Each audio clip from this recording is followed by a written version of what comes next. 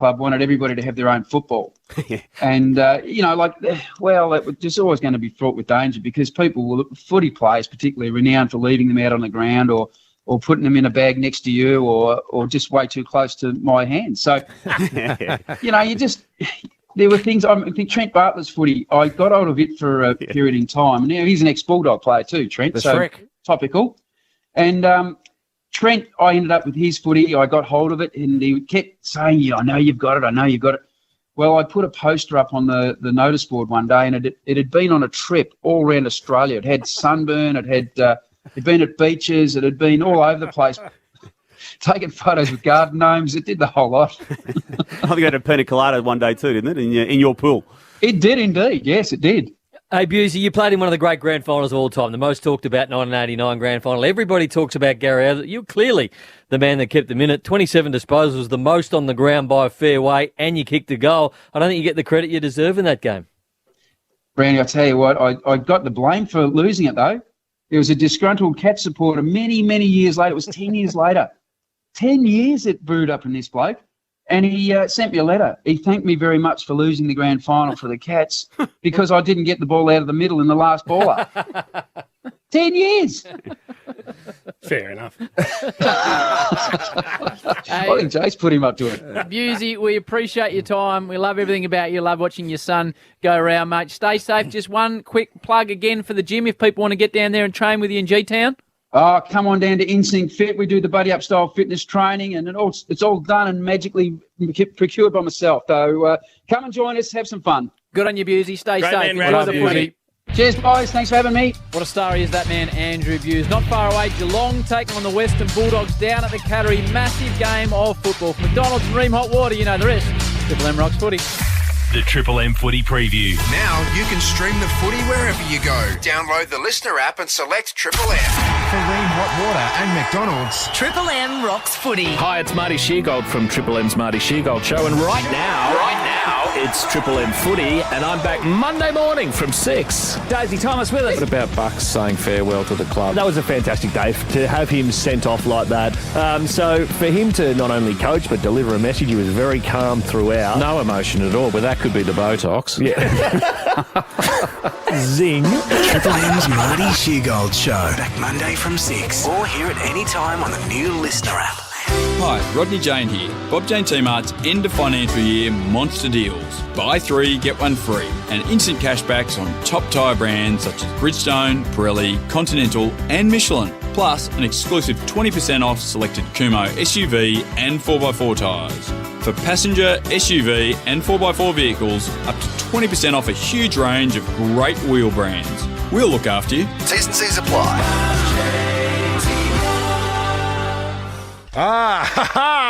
Is that it? That's the new one. That's it. Tell you what, it is bad, but it's also pretty good too. Yeah. And there's only 3,000 of them. Oh, they'll be gone quick. Yep. Okay, where's the script? The Canadian Club Bad Sweater is back. So bad that it's good. Get your own CC and Dry Bad Sweater. Just purchase a specially marked 24-pack of Canadian Club and Dry for your participating retailer. T's and C's apply. Details at ccbadsweater.com. G'day guys, Billy here for Ringwood Mazda. I've been testing out the Mazda BT50 for a while now and I absolutely love it. When I'm cruising to and from Geelong every day, I feel safe and secure being so high up and not to mention comfy. It handles the road with technology and brute strength and I love the red volcano colour. The legends at Ringwood Mazda well and truly hooked me up. For fantastic deals and great service, check them out on Maroondah Highway. LMCT 11143. If you feel like every year is the same and you never get ahead financially. If you feel like you don't have all your bills covered this month. If you'd love a family holiday but just can't afford it. Or if you just want a better financial future for you and your family. At My Budget, we can help. For more than 20 years, we've helped over 100,000 Australians live free from money worries. Call My Budget today or visit mybudget.com.au to find out more. I'm entrepreneur Adam Schwab, co-founder of LuxuryEscapes.com. People ask me all the time how I started my business, and now I want to turn the tables. In my podcast, From Zero, I speak with Australia's top business founders and get the real stories behind the successes and setbacks. Search From Zero Podcast with Adam Schwab. Brought to you by QuickBooks, here to help you knock over tax time in no time. Download the new Listener app now and listen for free.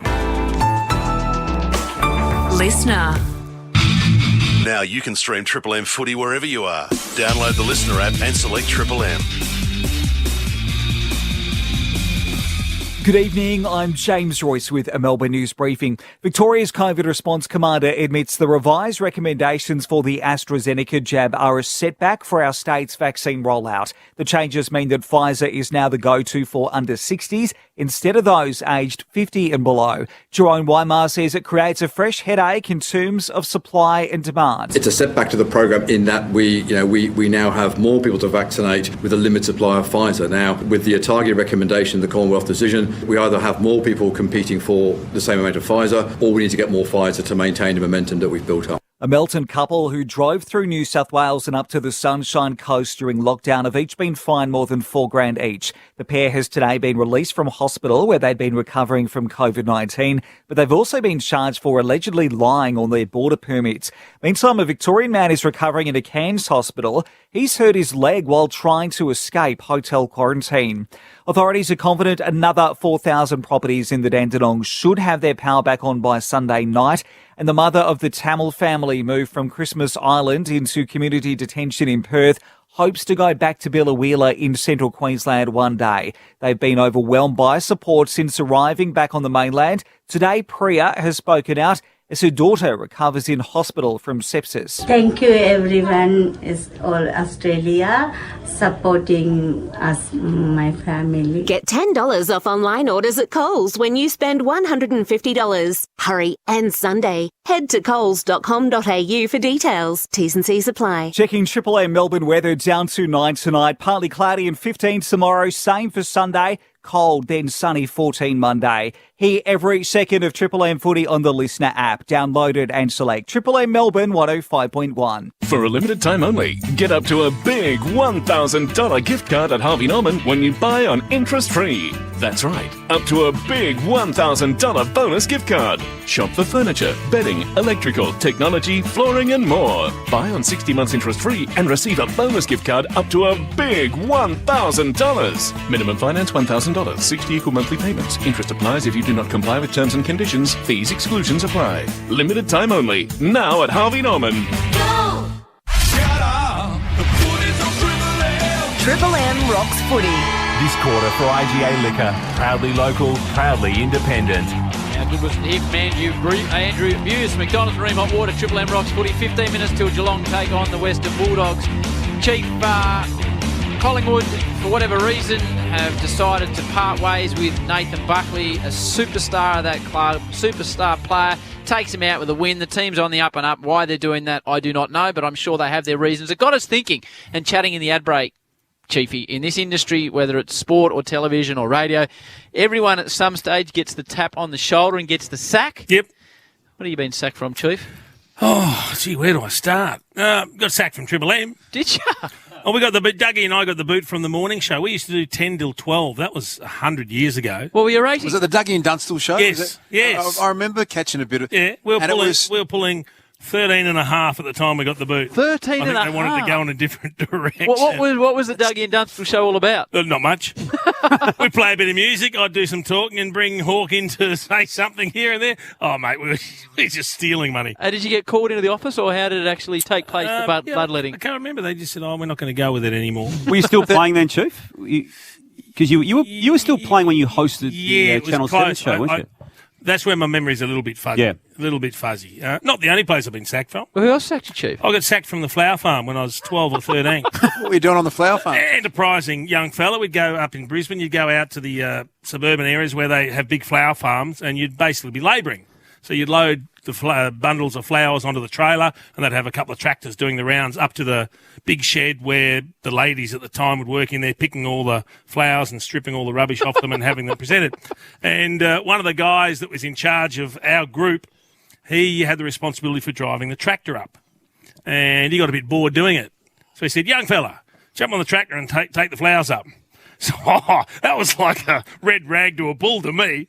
And this is a big muddy paddock with just tracks up the middle. So I'm gunning this thing up there, round the corner into the shed. The other tractor was still in there. May have been going a little quick. May have locked up the tyres because they were all muddy. May have rammed the tractor in front. And they may have said, have a spell. Is there photographic evidence of you at a flower farm? I wouldn't have thought so. That was probably pre-cameras of any sort. Okay, mate? What about you, Nath? You been sacked? I have been, Howard. I used to host a show on Channel 9 called Future Stars. It was a good show. I hosted it with Shift Sheen for a long time. Plough was on there for a long time. And then they made a change to the hosting panel and they brought in Brent Harvey one year. And then after that, they didn't renew it. So I don't know whether it was my fault or the fact they brought Boomer in, but we didn't get renewed. So did you get told or you just didn't get renewed? We just didn't get renewed. No, they just didn't go with it. No, I blame Boomer. What about you, Das? Well, I think when the term production hiatus is sort of sent your way, I've worked out that, Howie, that's not a great sign that that particular show is coming back. And that's happened to me a few times talking footy. No, we love it. We love your role there. Just a little production hiatus. I'm still sitting by the phone waiting for that one to come back. Howie, there have been a few. Hot breakfast? Hot breakfast. You could managed out. You'd call that medical sub. So, rested. Production hiatus. Howie, still waiting by the phone for that one. How about you, mate? Have you been knocked off a few times? I couldn't begin to tell you the amount of jobs I've been sacked from. Try. Damo was reminding me in the break that I did 3 weeks for Hutchie on country radio. He sacked me after 3 weeks on that one, Damo. That lasted 3 weeks. Yeah, 3 weeks. I recall you doing it. Yeah, you had the details more than me. He said that the management wanted someone of a higher profile, I think. I recall that being said at the time. Yeah. Was that relayed to you? Yeah, something like that. Anyway, Hutchie sacked me. I was sacked from the World Rally Championship after the first interview.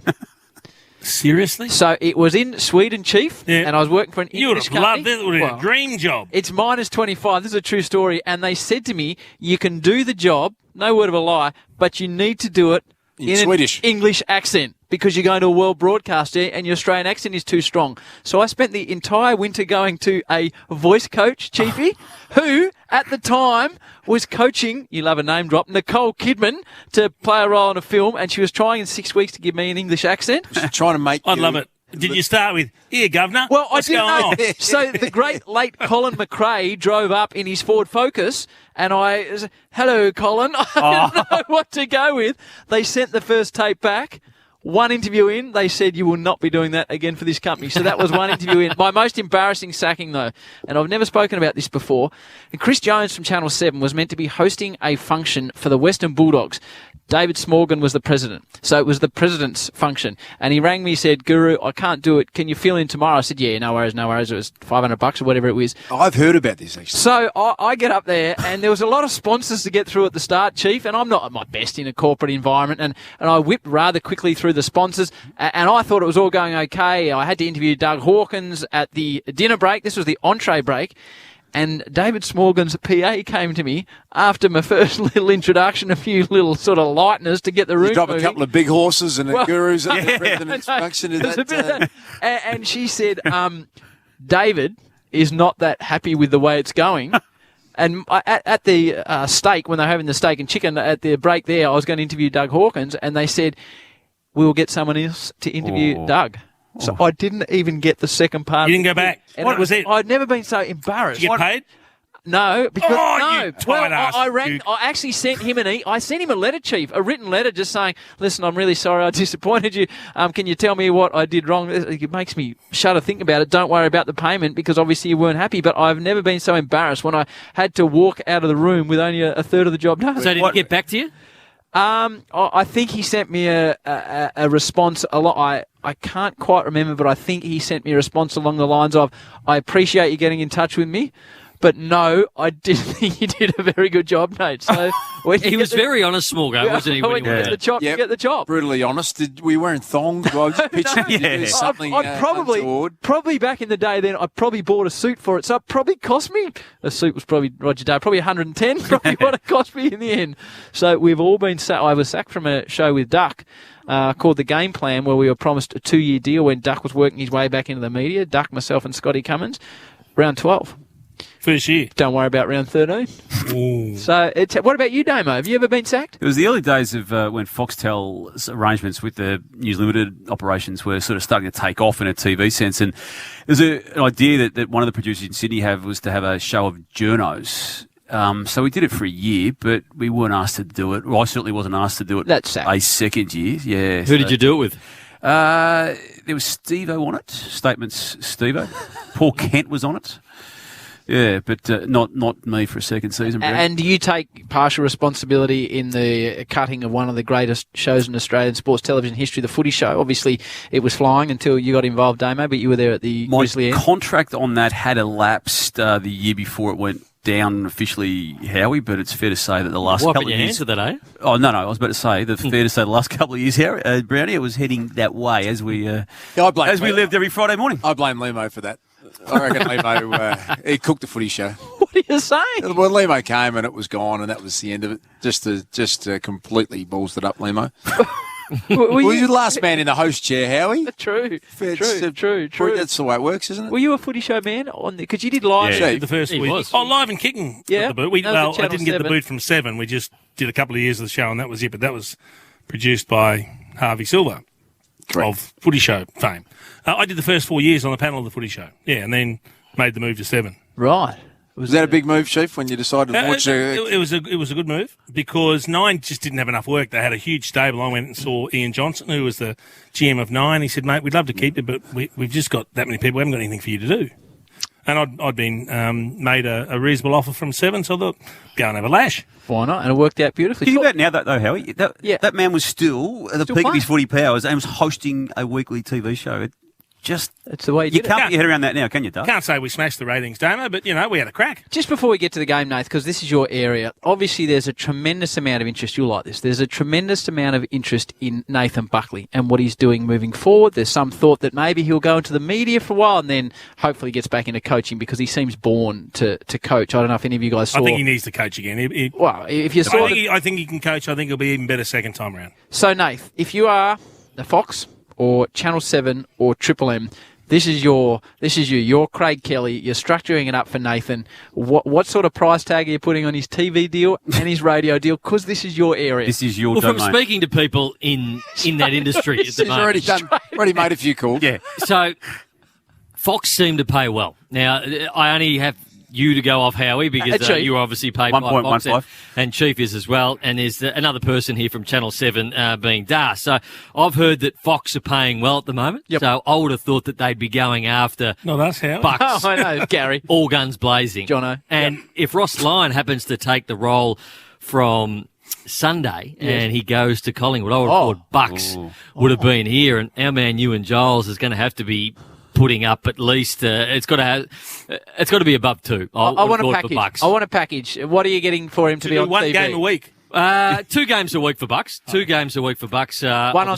What's the TV deal worth? Fox. I think it's a package of around 800. Just for the TV? Just for everything, TV and radio. This is where it gets interesting though, because if it was 800.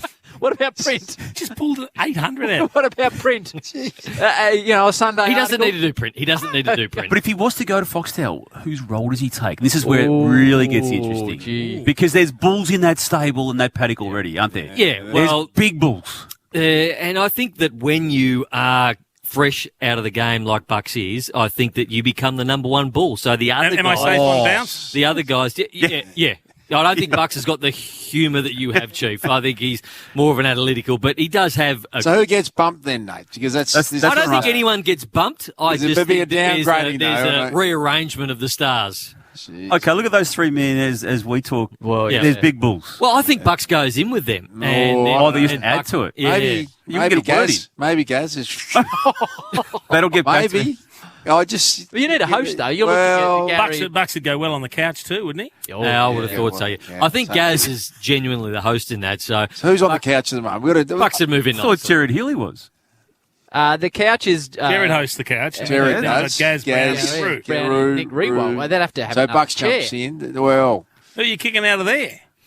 Who's on the couch again? Jared Healy hosts it. Yep. And then you got Gaz, Brownie, and... Could be Gaz. Could be the end of Gaz. He might be. It sounds like Duke's got something against Gavin. He does, doesn't he? It's twice you've said it now. At least someone's getting off the fence here and waiting. You're running a campaign, Duke. Yeah, well. So, but what you're telling us, overall, a radio and package, you think? I think he's earning $800,000. capacity. Okay. And his ceiling is 800. Whether he gets that, that's up to Craig Kelly and Nathan Buckley. I can't do the deal for them, Howard. The money's come down in media, hasn't it, Brownie? Yeah, it has. It has, but I think he's overestimating Fox, Howie. Nathan Buckley. Well, Howie came in and told us he's been paid $600,000 a year. Did he tell us that, Duke? That's just for cricket. That was just for cricket, and then he added the footy in. He took somebody's Then he job. adds Triple M in. And A direct quote from Howie, because we deal with that. Direct quote is, Chief, can you back me up on this? I've got so much cash at the moment in bundles. I don't know how to spend it. I've got to buy some e-currency. But having said that, cricket's a global game. Yes. So I think you're entitled a good point, Chief. to get a little more on that. It's not a local side. affair. Correct. It's not taking up half the country's interest. It's a bit like the Howie games versus Dylan and friends. Yes. Okay, Duke, I'll ask you a question. Doesn't need his tyres pumped up anymore. Channel 7 made the big play for Nathan Buckley. There we go. Who's getting nervous there? I'm back on special projects, I think. No, but you're a caller. You call the game. I think they'll just put me out anyway if he goes where he likes, I reckon, Bucks, because that's very, very capable. He's so good. I think he'll just slot in where he wants. Nate, thanks And for giving us an update on the figures and the contractual situation. Damo, you got a headline for us tomorrow? We're going to revolve you're around the sub-editor now. Around one of the late inclusions, Chief. Quentin Narkle's got a beautiful name for a headline writer. Sparkle Narkle, which you might have told me to use once last year, I think. Yeah, I like that one. The other one, and I reckon this bloke's better than people give him credit for, Brownie. He's running third in the Coleman medal, Josh Bruce. Bruce Almighty. Oh, yes. Nice, Damo. Nath, one thing that the Bulldogs need to do to win tonight, one thing. Just one thing, Howard. Yeah. Well, the Cats are the number one side when they win at defending the ball inside forward 50, so not allowing marks. So the Dogs are the number one. If they want to win the game tonight, they need to be able to outmark the Cats, who I think are the best defensive unit inside defensive 50 in the comp. Out of time. All right, Chief, let's get into this one. For McDonald's and Ream Hot Water, Triple M Rocks football. The Cattery looks magnificent. There is about 7,500 people in there, according to government regulations. It's 3 versus 4 on a Friday night. Here's Luke Darcy. Yeah, we're underway for McDonald's and Ream Hot Water, Triple M rocking footy. McRae gets the first free kick for the Western Bulldogs, and they stream forward en masse. Marcus Bontempelli's just driven hard inside the forward line. This is what they're brilliant at, the Cats. Tom Stewart, outstanding player. If they do that, they'll mark that ball all night. That was a poor kick for McRae. They spread it out to the wing. McRae wins the ball back again. And now he goes a little lower. He's looking for Josh Bruce. Stewart again in the way, and he's run it over for a boundary thrown. Bob Jane teammates, Tommy Brown. G'day, Tommy. G'day, Howie. Some late changes tonight. Obviously, Lockie Henderson replaced by Narkle. Martin replaced McLean. Higgins and Wallace, they're both the subs. Magnificent conditions, boundary side. It's very, very still and reasonably warm. It's probably still 11 or 12 degrees, considering it's winter. Great stuff, Brownie. The Dogs with the first inside 50. Bouncing ball off the chest of Norton, who's got the... What I will say, Howard... Yes? The long sleeves look amazing. Yeah. I don't see a lot of Bulldogs players wear the long sleeve. No. Norton and both Bruce have got it on. It looks fantastic. So, it does. First surprise, Jack Henry's got the job on Aaron Norton, and it looks like Blitzarves, that last stop, which was running with Bontempelli. Radaglia in the ruck against McRae in that particular setup. Now McRae loops it out by hand towards Bontempelli. He's on his attacking 50. Hand pass misses a teammate. Duncan mops up now, and the Cats come from half back. Gary Rowan looked up, and there wasn't a lot on offer. He and Jeremy Cameron have pushed a long way down, and Cameron just circled back, and McRae was fierce in the tackle, upending. It was Gary Rowan, and under pressure the Cats have kicked it out of bounds on the full, which happens a lot at this stadium, Brownie, but it's normally the opposition to kick it out of bounds on the full. We talk a lot about the narrow shape. Very windy ground too down there at the Cattery, but the Bulldogs will be happy with this start. I mean, we're only a minute 20 in, but they've won the clearance on a number of occasions. Then the Cats tried to move the ball forward off the fast break, and the Dogs were able to just slow them down and force the ball wide. Lockie Hunter went short on the wing looking for Scott. Here's Rowan, chopped off by Cordy. McRae's winning a heap of the footy, as he always does, and Tom Stewart has dropped the mark. He's normally back in attack. Mitch Hannon fell over, and now Stewart again, he can't get a superlative enough for me how he described Tom Stewart. Extraordinary player. What a star he is. He gives it to the three-time premiership hawk now, Cat Smith. He goes back to that man, Stewart, who's coming up for his third disposal already.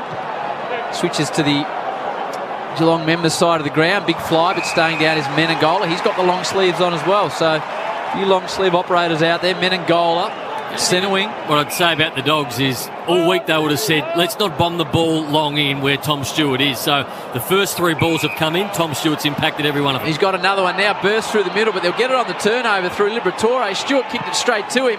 Libba's all on his own from outside 50. Bang! Put that one in your book. Libba with the opener from a turnover, and that is the start the Dogs need. A 1 straight. Geelong yet to score. Triple M IJ Liquor scoreboard. IJ Liquor proudly local, proudly independent. Brilliant start for the Dogs. When you're coming to a venue that you've lost your last 9 at, there's not a great deal of confidence, so you need to start well. He's the one that smothers the Stewart kick that's going up the middle. And then what I loved, Brown, is he had players around him, but he knew he was clear, and he just strolled inside 50, directly in front, took his time, kicked the goal. Good poise. Ideal start that for the Western Bulldogs, having an extraordinary year is Libba. And a brilliant defensive effort, smothered the kick and then went on and kicked the goal. Triple M IJ Liquor scoreboard. IJ Liquor proudly local, proudly independent. Just having a look in the crowd, seeing Tony, his father. Senior. Averaging 25 possessions a game, Liberatore Jr. and 150 more disposals than his direct opponents this year. That is massive, 150 more. Litzarv's definitely running the bottom pallet. McRae has found a lot of the Sharon early. He's had 4 disposals wrapped up on that occasion.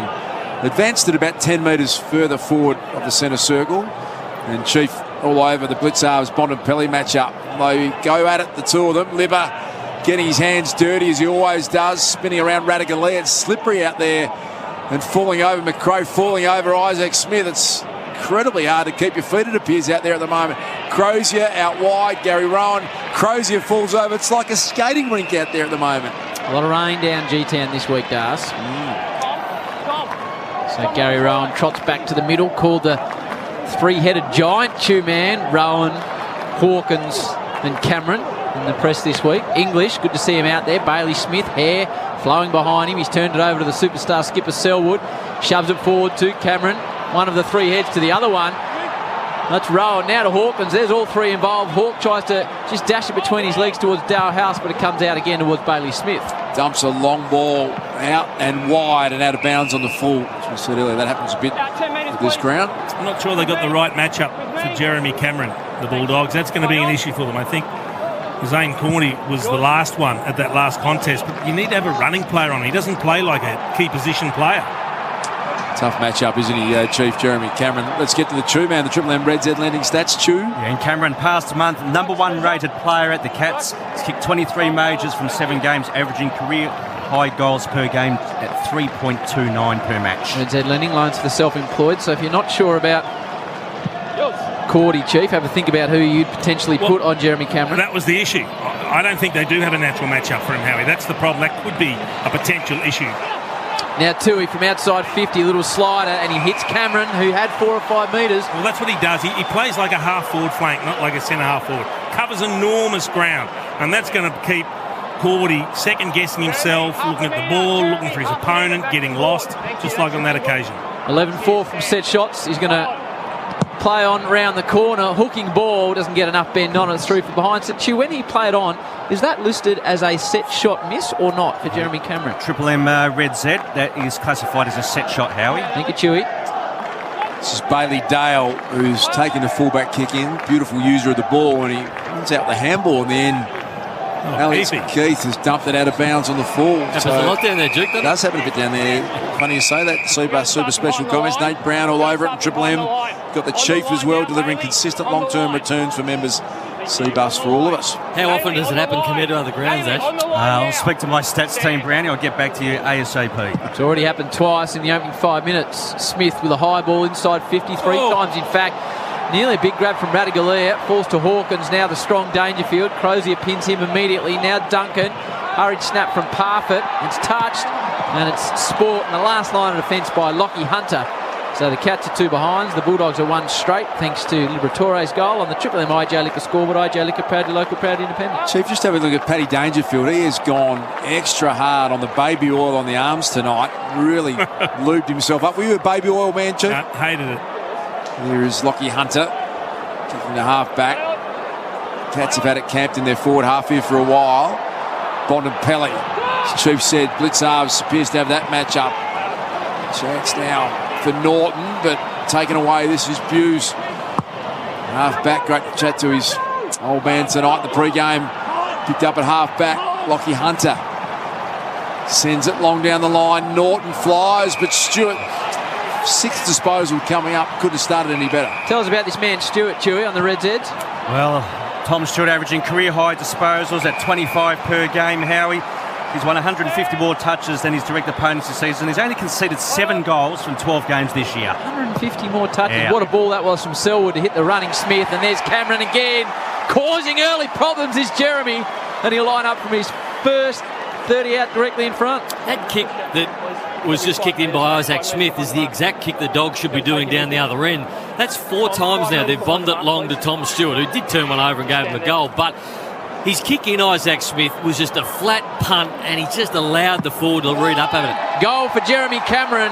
His first, the Cats first. They lead 1-2 to the Dogs 1 straight on the Triple M IJ Liquor scoreboard. For your Macca's Friday night footy post-game feed, the only question is McDelivery or drive-through. Well, we're going to keep an eye on Jeremy Cameron. He's in outstanding form. We said Zane Cordy was there early. On that occasion, I don't know if it was a handover or what was going on, but Hayden Crozier was the one trying to go with him on the lead. As I said, there just doesn't look to be that natural, tall, running player for the Bulldogs in defence that probably has the footy smarts to run with a Jeremy Cameron. So it's going to be really interesting to see how that unfolds. That's the Chief here on Triple M for McDonald's and Ream Hotwater, Triple M Rocks Footy. And just talking about Jeremy Cameron, who looks incredibly sharp tonight, having started in great form. And as Chief and Nate has said, not really the ideal matchup out there for him tonight as well. Might get to Tommy Brown in a moment. Just seeing Mitch Duncan on the Harvey Norman replay screen getting checked out at the moment. Hopefully nothing untoward there. Liberatore kicked the first goal. Sends the Bulldogs into attack, but the mark taken by Atkins at half-back. Tommy Atkins feigned to go out wide, and then he goes right up the middle of the ground looking for Selwood. Free kick coming the way of Joel Selwood. Advantage has been paid. Dalhouse against his old side. Loads up down the line. Blitzarves over the top. Close with a clever knock on to Hawkins. Keith's tackle on Hawkins was really strong. Lockie Hunter put a good rap on Blitzarves. Umpire letting it go a long time. And eventually it is going to be thrown up about 35 out from the Cats' goal. Tom Brown, Bob Jane. Yeah, Duncan's just having his right ankle worked on by the physio, and he's at the end of the exercise bench. Doesn't look like he's in pain, but it's definitely requiring some attention. So I'll give you an update as soon as he's up walking. Thanks, Brownie. Bob Jane T-Marts. Get end of financial year monster deals on tyres and wheels. Ends June 30, bobjane.com.au. So the Cats possessing across half back. They so often do this. They just bomb it forward the opposition, and the Cats have that half back line set up. It used to be Scarlett and Enright, and now it's the likes of Stewart. Mackie used to be in there. He's been replaced. They just seem to have a line of them. Henry comes in, and they just do the same thing, Chief. They do. It looks like Cordy's now rolled onto Rowan and Gardner's gone on to Cameron. So, again, they just don't look to match up that well on paper. It's a good system what they have, the Cats at their back end, which allows them to get those uncontested marks. 15-1 already, Geelong up on uncontested marks against the Dogs. Bob Jane, Tommy Brown. Duncan's just getting that right knee strapped as well. So Brownie or Jace might be able to comment on that. It might just be standard strapping. Thank you, Tommy. We'll get the boys' thoughts on in a moment. Look to be moving okay. He's certainly going to get back out there. Hunter drifts over the top of his head. Tui uses a bit of body work to win possession of the footy. Now has a little short chipping ball. Geelong in control at the moment. Hawkins, Menengola. What are the possessions, Stu? 53-29, Geelong's way. Yeah, that's giving away a free kick there, Rowan. He didn't need to do it. So they're dominating around the ground at the moment, but they're only leading by 2 points, the Cats. Cordy short to Caleb Daniel, and well smothered off the boot, and it falls into the lap of Guthrie. Close, Liberatore got hold of him. Ball's reefed out of there. Now Menengola intelligently back to Hawkins. Tui, it's going to be marked by Parfitt. He gets it moving super quick to an open goal square. Bailey Dale leads back in the race. Cameron gives chase. Picked up nicely though by Dale. Kick down the line. Wanted Bailey Smith, but it was well chopped off by the other Smith. It's Isaac. Short to Narkle. Barely the required journey. They're loaded up along the forward 50 line, and Guthrie's kick was a bit of a shank. Easily taken care of by Bailey Williams for a boundary throw-in. Cats by 2 points, early stages, first term, and that's on the Triple M Liquor scoreboard. Cats' bigger body's just getting the job done at the moment, Chief. They've got 10 players over 30, as you know, and I think as you get older and your bodies are bigger, you're just able to withstand more pressure, and your work around the footy and stoppage is a lot better. So those 10 players over 30, they are old, but they just give you that contested footy balance around the footy. McDonald's and Remote Water, Triple M Rocks football. Again, the Dogs just forced to kick hurriedly out of defence. This is what Geelong does, and eventually they find solace in the boundary line. Just forward of the wing for the Cats. Liberatore kicked the first, then Cameron on the board. Stewart already up to 6 disposals. Liberatore's had 5, as has McRae. Such a tough side to beat down here. Geelong, I just saw a stat before Triple M Reds Ed lending style that no player on the field for the Bulldogs has ever won in Geelong. There's Bailey Dale looking for Norton. Juggled attempt. Brilliant mark in front of Jack Henry. 55 out. Has a short one onto Lockie Hunter. Mark's been taken, but he's now on an acute angle, tucked up on the boundary line, right half forward. Kick from about 47 metres. I reckon Norton might have been a better odds of actually kicking the goal from just outside 50 on the better angle. He is a big roost of the footy. It's going to be a tough ask this for Lockie Hunter. Game number 150. Played with his dad Mark, who was an outstanding player, and he's decided to centre it and picked out Blitzarves, who got it to Isaac Smith, and they dumped the kick out. Ryan Gardner's in the way, so the Dogs will go back inside 50. Gardner wearing 43 for the Dogs. Playing game number 17, the man out of Burnie. Geelong listed he was at one stage in the VFL. Now he's playing against the Cats. The Dogs managed to keep the ball in. Blitzarves wants the boundary line and finds it. And here's the two man with the Reds Eds. Yeah, so the last time the Bulldogs defeated the Cats at GMHBA Stadium was round 16, 2003. Luke Darcy actually polled 3 Brownlow votes in that particular game. There you go. Well done, Duke. Remember it fondly? Probably should have won the Brownlow, Howie. You know. Who'd you carve up that day, Duke? I can't remember. Picked up by Buse in defence. Kingy. Mitch Hannon, some tackle pressure. The Dogs just trapped it momentarily, but they released it to Tom Stewart. Pumps it down the line. Crozier got the fist on it. A lot of numbers around it. Picked up by Menegola. Nice smother from Cordy. Bonapelli tries to impact the contest. Taken away by Close. Shins a little kick down the line. Rourke Smith battles with Parfitt. In slides Bailey Williams. A real contest this. Every player who gets the foot, he gets immediately dumped in a tackle. Cats fans wanted holding the ball, nothing doing. On the wing, let's get to Tommy Brown, Bob Jane teammates. Yeah, some drama and developments on the Geelong bench. Mitch Duncan is just shaking his head, and Sean Higgins ready to come on the ground. So I think Geelong in the process of formally completing that medical sub. Jeez, that's disappointing, isn't it? And he's a big loss, Mitch Duncan. So there's icing just below the knee, Chief, yet the knee was bandaged. It's an unusual one, as Tommy said. Hard to figure out exactly what's going on, but Tommy will figure it out. Don't worry about that for the Bob Janes. So Duncan out. Higgins, who was said to be rested, comes in as the medical sub, and now he'll play the majority of the game. All things being equal, Henry, good mark in front of Norton. Nice battle that one, Das. It's a sign of confidence, though, isn't it? He's just worked Norton under the ball. Wasn't even thinking about spoiling. Setting himself up for the contested mark. Johannesen and Tuidu battle. Kick came from Tom Stewart, who's got 8 touches already. Just left it behind Tui. Opens the door now for Josh Bruce. Runs to 50. Chance to kick it from there. Distance won't be an issue. He's hooked it badly. And a minor score. The Dogs 1-1-7. The Cats 1-2-8. That's your Triple M Liquor scoreboard. Peter Street, you got the 3 votes on. Big Pistol Pete. Ended up at the Dogs, Pete. He did. Now a policeman. Did you play that day as well, Nate? Yes, I did, Mark. How'd you go, Guru? Kick 3. Did you? Who'd you play on? Can't remember. Okay. Probably Matty Scarlett. Sure. Maybe he might have been on C. Grant, but I like where you're going as the ball comes to the near side. So Mitch Duncan out with tape around the knee, but ice around the high shin bone area. There's a high ball forward for the Dogs. Narkle stands underneath it. Coming in is Hannon. Now spills to Narkle. Selwood, Buse, the former pole vaulter. Son of a former pole vaulter as well. Guthrie Contested ball down the line, close to the boundary line. Hawkins tries to impact it, and it's across the line.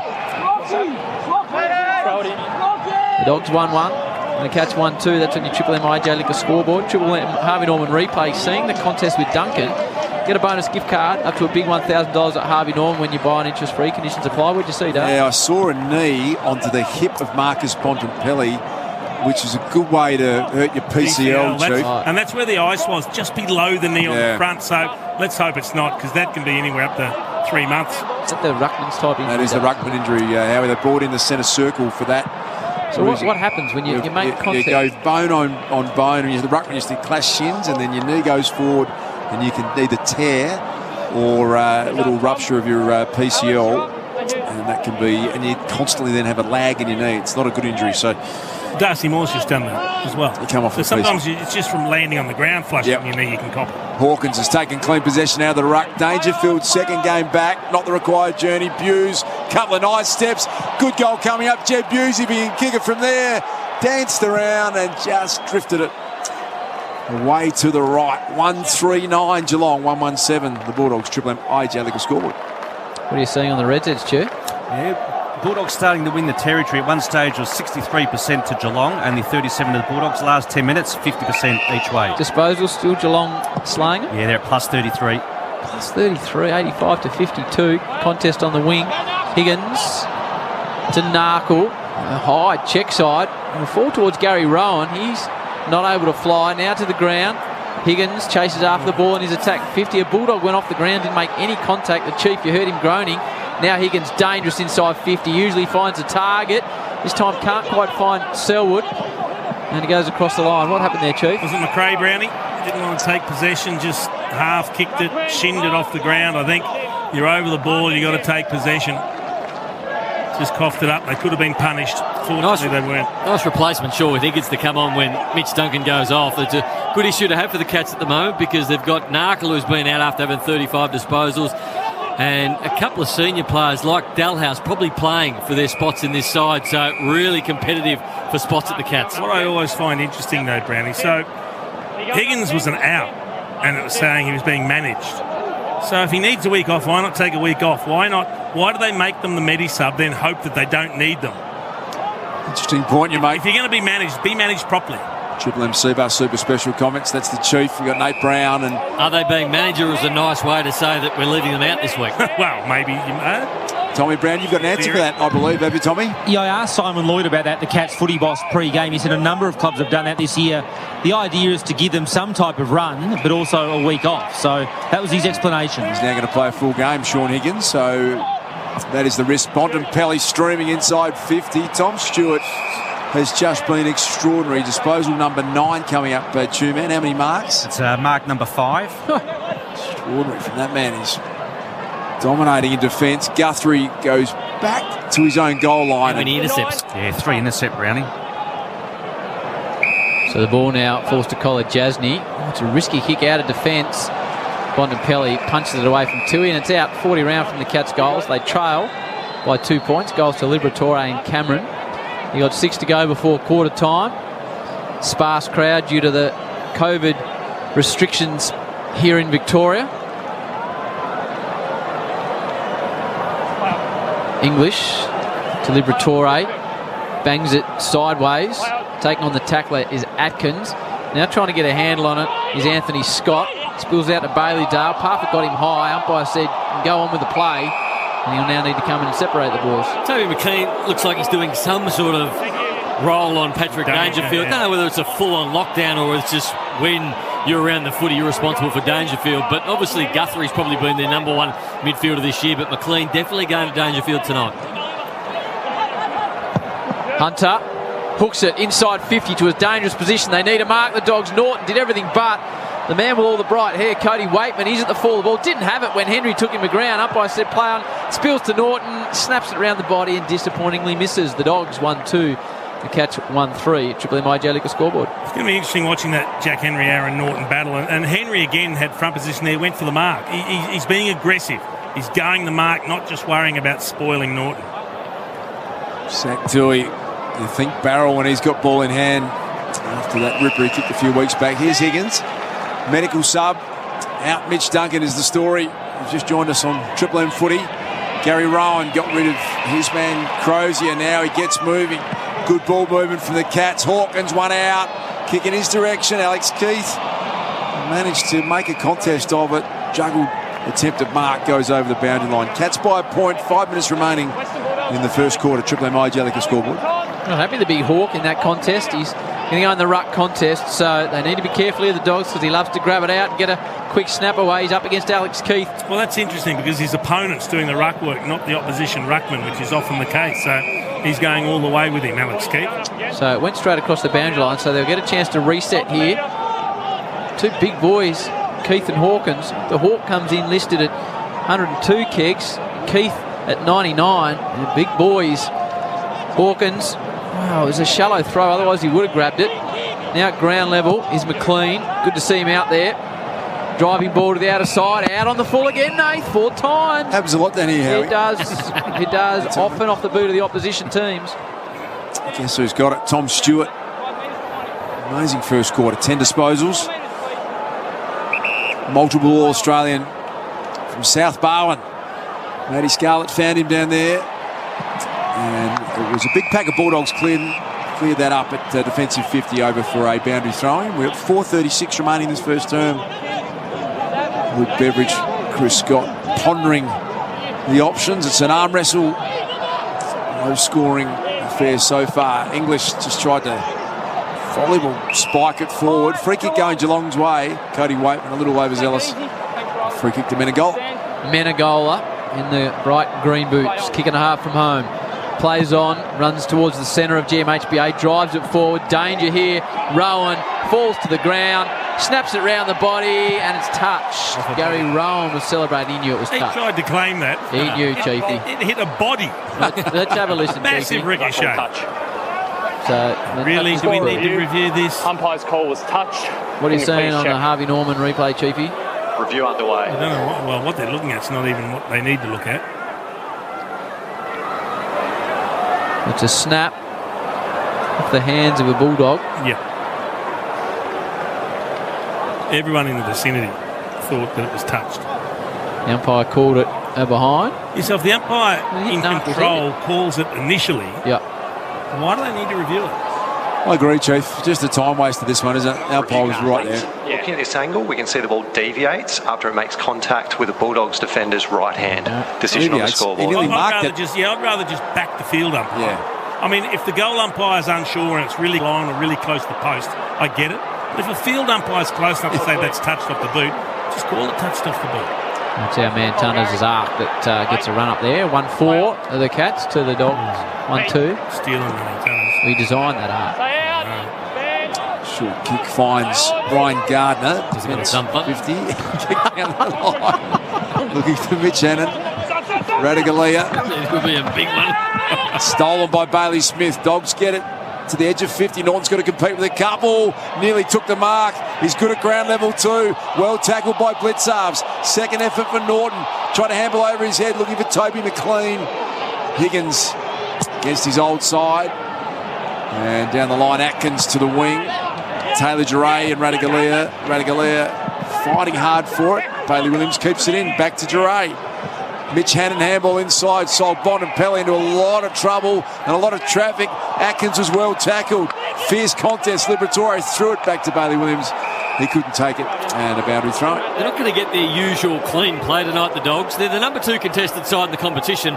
Unfortunately, they're playing against the number 1 contested side in the competition, so it's not going to be pretty. They're not going to get the open, free-flowing game they normally do when they kick big scores. They're going to have to tough this one out. It's a hard ground to play against. McDonald's and Remont Water, Triple M Rocks footy. Cats 1-4, the Dogs 1-2. Henry, so he's taken 2 contested marks against Norton. Norton's taken 1 contested against him, so it's a nice battle. O'Connor. Now Stewart, possession number 2 for Red Z. Number 11. Wow. He's on the way to 50 the way he's going as he shorts it to Menegola. Yeah, good battle, as Chief said before, Jack Henry and Norton. Henry's really backing himself. The marking contest. Higgins front and centre. Timing was brilliant. Little fumble from the big Hawk. Time to get it back to Parfitt. Centering kick wanted Narkle over his head. Big ball to one. Oh, Buse was brilliant. Tacked it full chested. His left foot little slider wasn't great though. And Bailey Smith clears it. Anthony Scott went back with courage. Here's Menegola. Norton's tackle got him. Brilliant effort in the end from Norton. You're right, Nate. They look great in the long sleeves, the Dogs, predominantly blue, and then the red and white hoop on either arm. Sign of weakness, Howie. Sign of weakness, the long sleever. That's what the coaches always used to say. I'd have one on, Chief. This is the Dogs drive a high ball deep into the pocket. Bontempelli's deep. And as is Cody Waitman. He comes again, Waitman. Deliberate. Is it deliberate? Let's see. It is. So it'll be a free kick to Waitman, who knew it was on and chased after the ball, Chief. You back him in from here too, Howard. Cody. Selwood was lying on the ground and he just threw the left boot at the ball, but it went straight out to the boundary. Super skilled player, really good celebrator, loves the moment. I'm going to back him in.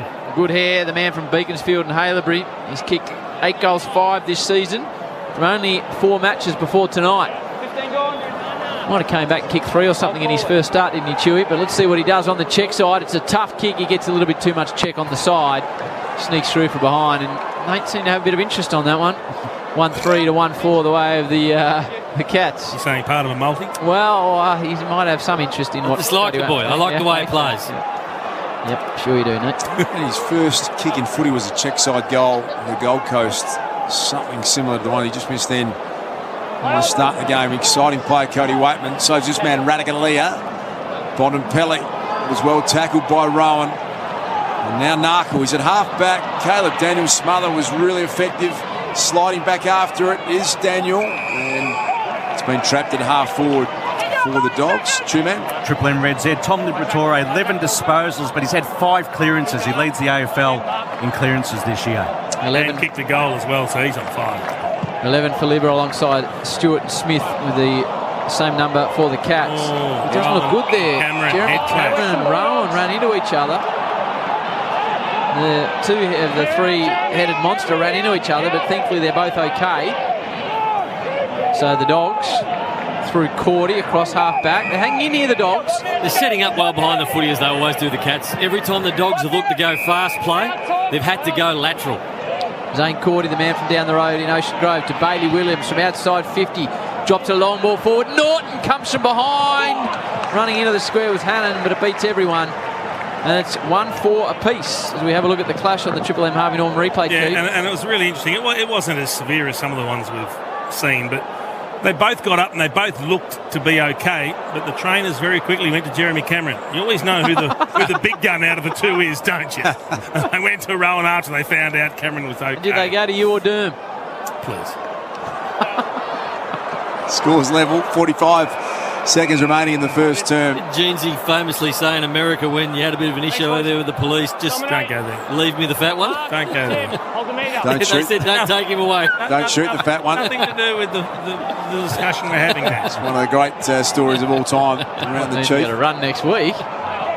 Here's Lockie Hunter, and on the wing, he was wrapped up immediately. The umpire said no prior opportunity, so it'll be thrown up on the AFL logo. GMHBA Stadium, 7,000 fans allowed in the house tonight.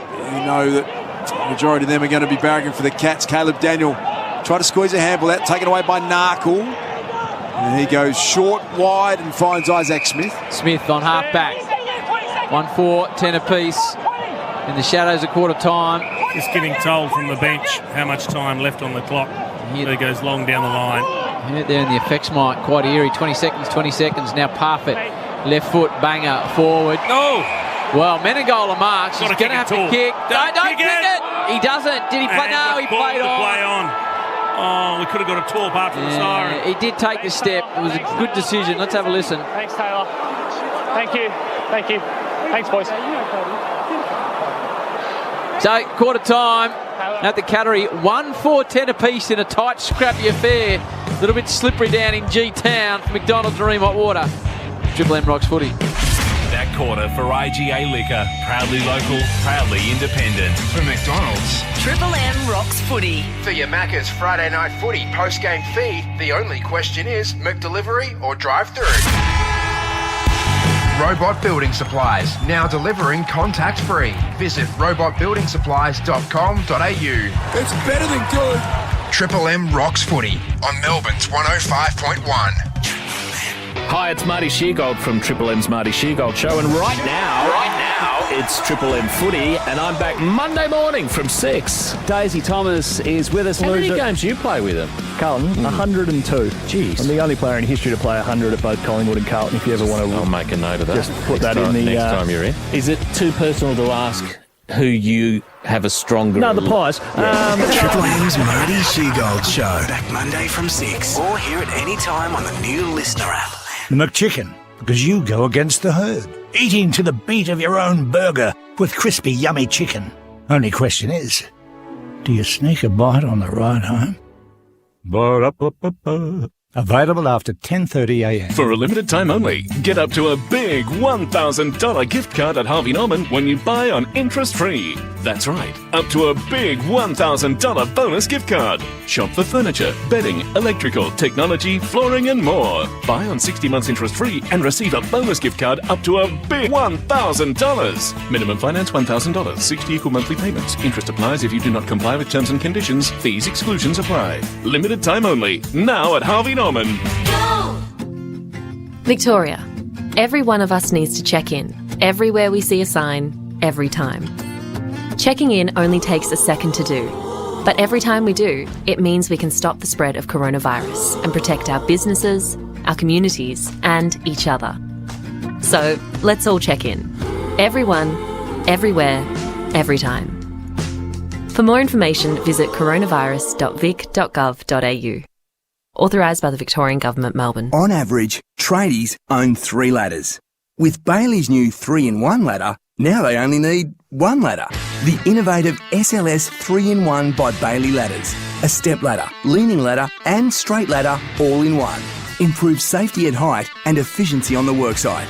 Bailey, Australia's #1 ladder brand. The statistic at the start of this ad came from my uncle. He heard it from a friend of a friend. It's probably not true. He's family though, and if you can't trust family, who can you trust? But if you want a real stat, Bailey is Australia's #1 ladder brand. And that's a fact. Hi, automotive journalist Greg Rust here. Join me on the road with my podcast series, Rusty's Garage. I speak to automotive identities about the wheels they drove to get hooked on a life going fast. From first car experiences with things like Tiranas and Falcons, chasing down checkered flag dreams, to retirement plans and restoring classics back to original condition. Search Rusty's Garage Podcast. Download the new Listener app now and listen for free. Listener. My independent support worker, Jane, she replied to a job that I posted on the Mabel platform. We met up at a coffee shop and we just clicked straight away. If, like Steph, you want real choice over the support workers you connect with, visit mabel.com.au. Robot Building Supplies, now delivering contact-free. Visit robotbuildingsupplies.com.au. It's better than good. Triple M rocks footy on Melbourne's 105.1. Triple M rocks footy. This quarter for Choice Hotels. Need a break? Book direct and save with Choice Hotels. ChoiceHotels.com. Quarter time at Cardinia Park, both sides 1-4-10 apiece. Liberatore and Cameron the goal scorers. Bob Jane T-Marts, get your end of financial year monster deal on tyre and wheel and June 30, bobjane.com.au. Mitch Duncan out of the game, Brownie. Yeah, big story from the first quarter, Howie. I've just checked with the Cats. They've confirmed, in essence, our initial suspicions. They tell me, Kevin Dickerson, their media boss, that it's a knee. So that was, I believe, PCL strapping that he had on. So that would obviously be a course of investigation. And as Jace mentioned, Darcy Moore, a precedent there, it was, 8 to 12 weeks, which was effectively the season. So that could become a massive story. Obviously, that scanned Mitch Duncan tomorrow morning. All right, Brownie, hopefully not.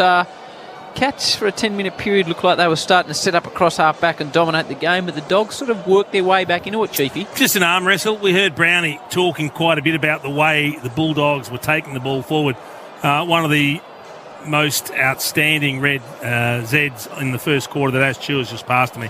Defensive half intercept marks. 6 to the Cats, 1 to the Bullies. So they've got to isolate one-on-ones and make sure they're not kicking to numbers, because the Geelong defence is so good at players engaging their opponents and then a loose player coming in and taking the intercept mark. Tom Stewart leading the way there. Well, the Cats are very good and they're very balanced everywhere. And every time the Bulldogs have got the ball in the fast play, and that's the way they like to play, they've had to stop themselves because there's nobody forward of the ground to kick the ball. So they've had to go sideways and back sometimes, and then that allows more Cats players. So they're really up against it at the moment, Dogs. I felt like the Cats had the better looks at it. They looked the better side in that first quarter, even though the scores are level.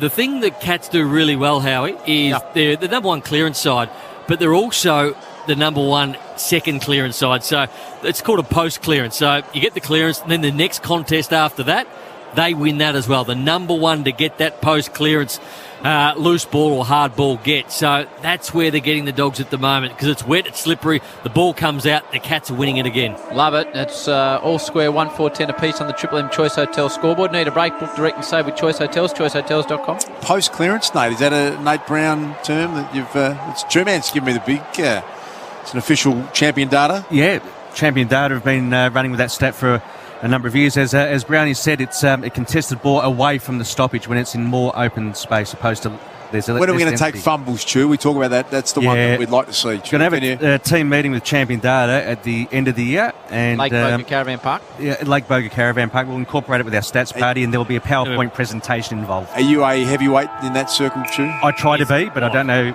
whether I am factually. Him or Swamp sort of runs festivities down there. If you need any help with social organising, Chewy, I know a man down there if you're into season trip. It's a very good social organiser, Howie. Had the two Blues. Had that role. What sort of things did you organise, Howie? Trip to Byron Bay. Fantastic it was. Not without controversy from what we were underway in the second term. Marcus Bontempelli.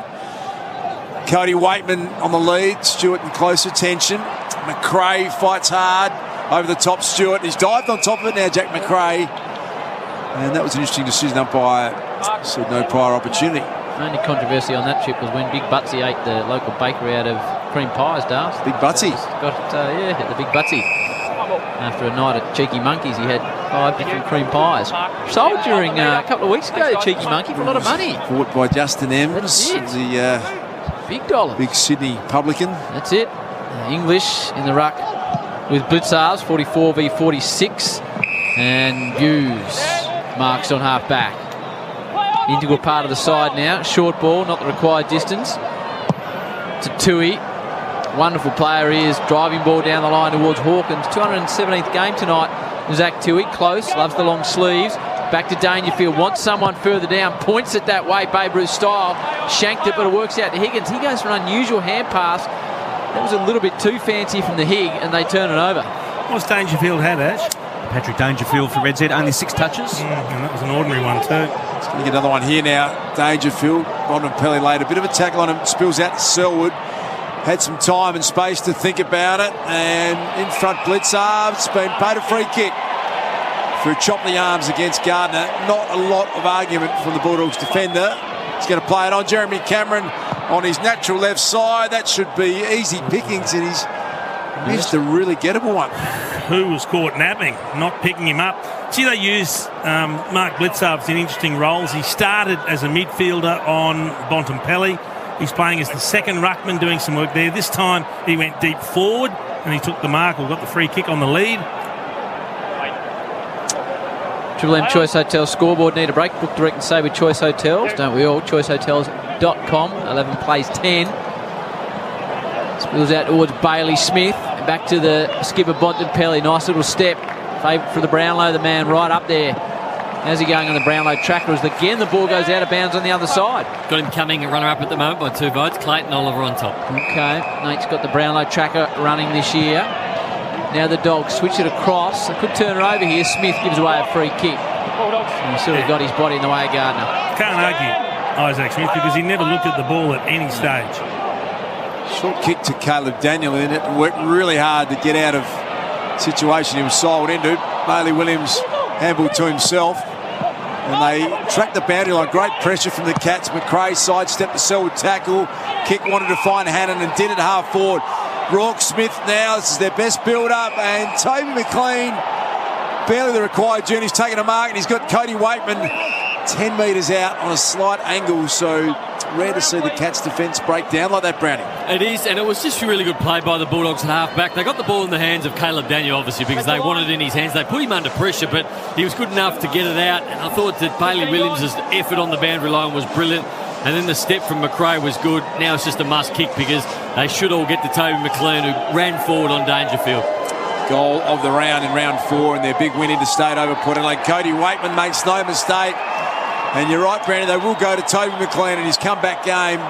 Nice moment for that man as well. 2-4-16, 1-5-11 of the Cats, 5-point lead to the Western Bulldogs in the Triple M Choice Hotel scoreboard. There's not many more demoralising things when you're playing on somebody or somebody's playing on you the way Toby McLean is on Dangerfield at the moment, and you don't pay him the respect he possibly deserves.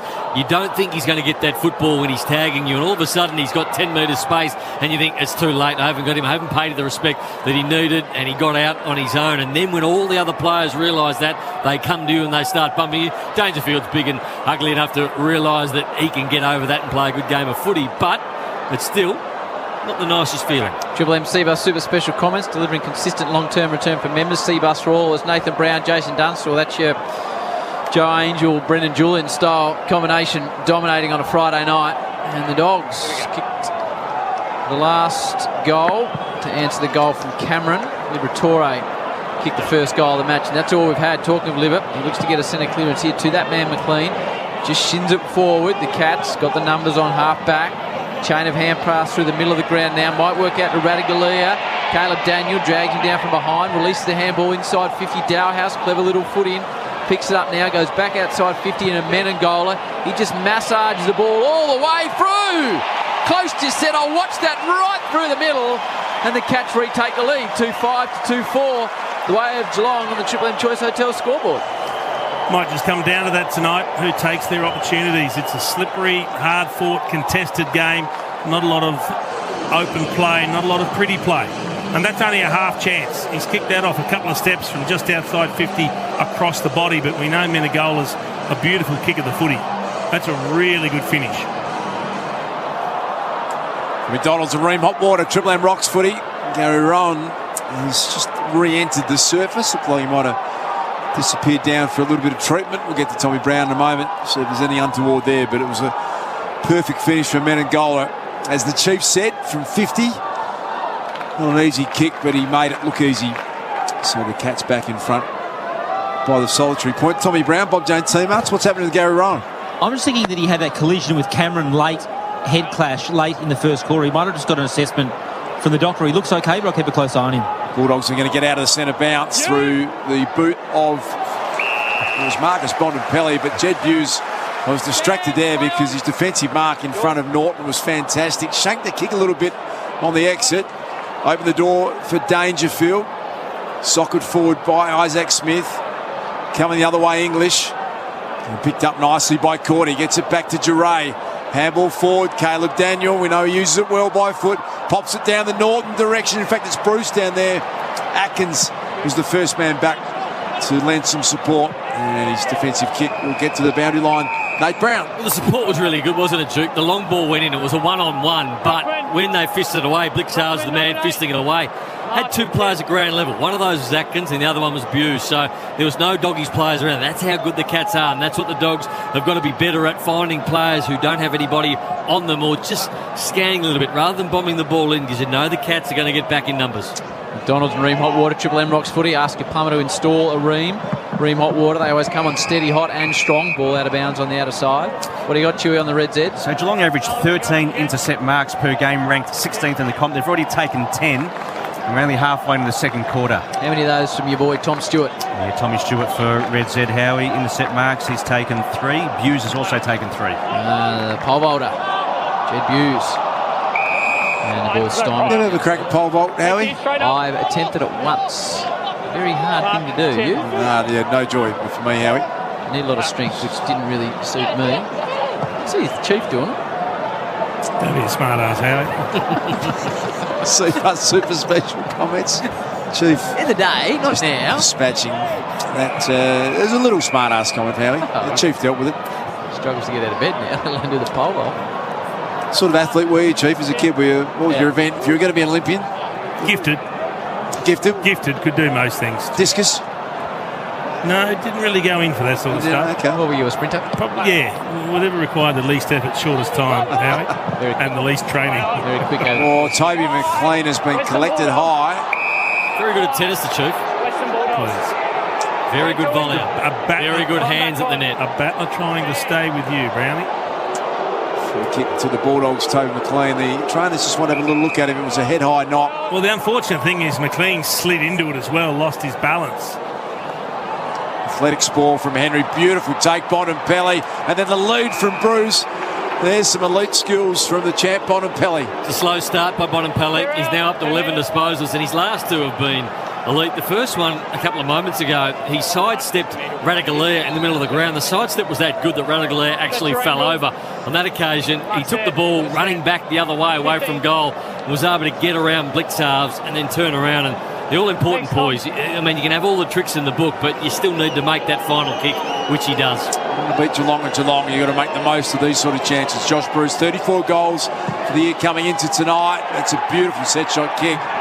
Straight over the goal umpire's hat. And the Bulldogs kick their 3-4-22 to 2-5-17 on the Triple M Choice Hotel scoreboard. I love seeing that after he kicked the goal, Josh Bruce, he made his way over to Marcus Bontempelli and really, really passionately told him how good that kick was. It was a fantastic little dart through traffic into the leading path of Josh Bruce, as we see the Western Bulldogs doctors, Zim and company, just having a look at the head knock of Toby McLean. It's good to have that instant review and replay on the screen down on the bench, isn't it? Have a really good look at it. He just slipped underneath and basically slid into the hip of Tom Atkins. Dr. Zimmerman having a look down there, long time Bulldog doctor. Cracking bloke. One of the funniest men you'll ever meet. Got to be over 30 years that Zimmerman's been rolling around down there, Brownie. Used to roll a bright purple convertible BMW back in the day with the hair flowing and the moustache out at the side. Looks like Krusty the Clown if you're trying to picture him. Brilliant. You're in your car at the moment. You're a great man. Very, very good doctor. The ball doesn't go anywhere in the middle of GMHBA. So the Dogs lead it by 5 points. It was all square at quarter time. It's all in the Triple M Choice Hotel scoreboard. McRae, an up and under job. Menengola comes back with a fly, takes a good mark. Just racks him up, as you would say, Chewy. What's he up to, Sam? Disposal number 11 and kicked a major. And that's on the Red Zeds. Just watching both coaches on the Triple M Harvey Norman replay. Get a bonus gift card up to a big $1,000 at Harvey Norman when you buy an interest-free. Conditions apply. And again, the boundary line wins out on the outer side. Did that hit Bigasava in the head then, Duke? I think it did. I love a falcon, Chief. One of my favourite things that happens on a weekend. Copped it right in the face. Just having a look at it. Saw Mitch Hannon take a ruck contest before. I'm not sure whether that's something he's going to do here for a while. Alex Keith is going to come up with Hawkins now and contest inside the Cats forward 50. Fisted away in the Parfitt direction. Little spinning move from him, and then Menegola had enough strength to stand up and tackle his handball. Missed Guthrie. So it'll be thrown in about 80 metres out from the Cats' goal. 5-point lead to the Bulldogs. Approaching the halfway mark of this second term. And it is Mitch Hannon. Yep. Doing a little bit of ruck work against Blitzarves. Interesting move, that one. Bailey Smith tackled by Narkle. That one won't be coming out. It'll be thrown up again. Won the 2 ruck contests he's been at, Ash, hasn't he? Mark, meter mark. I think Jim-Ann's just sort of drifting off again. He's just lost focus in the back half of season 2021, the Chew. You don't know who he's talking about, do you, Chew? No, I was poring over the data, Howie. Is that what you're looking at? Oh, nice turnover. Really well done by the Dogs moving forward. Johannesson haven't caught him. Got the turnover. Would love a goal, JJ, and gets it. And that's what he needs, the Norm Smith man, to get himself up and about. 2 in a row for the boys from the West. They lead at 28-17. Triple M Choice Hotel scoreboard. They've been really good in this quarter. They've been able to keep Dangerfield to 2 disposals, and they've been able to keep Stewart to 0. He was so dominant in that first quarter, Tom Stewart. He took 3 contested marks, 3 intercept marks, and then about a handful of, or a dozen possessions. But this quarter, nothing at the moment, and he did really well. He's one of those players, Jason Johannesson. He's the spark chief, but he hasn't been at his best, and that would really please him and his coach. The fact that he put defensive pressure on, which is probably the one thing that they want him to do, and he was able to get a goal from it. What they've done this quarter is they've stopped the uncontested marks from the Cats when they chipped the ball around. That was just a simple change of direction. But he sprinted hard to get there, to get a fingertip in, and then pounced on the loose ball and was able to snap it around the corner. And that was appreciated by the coach, Luke Beveridge, on the Harvey Norman replay screen. Something from nothing there, Jason Johannesson. Now back in the centre, English.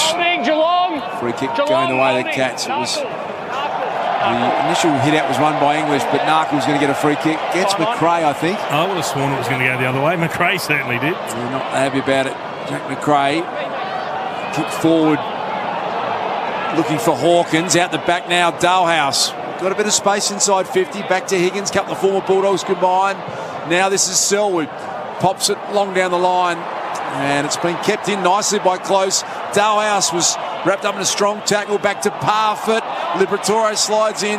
Parfitt wanted to drag it back under. Liberatore over the top umpire, letting it go. Alex Keith in there. Hawkins back over the top. And eventually it'll be thrown up inside the Cats forward 50. What do you see on the Reds, Chewy? Well, Liberatore, number one ranked player, 16 disposals. He's already up to 7 clearances, Howie. Wow. And picked emojis. PB's 14 clearances in a game. Great stuff, Chewy. Hawkins out of the ruck to his mate Selwood.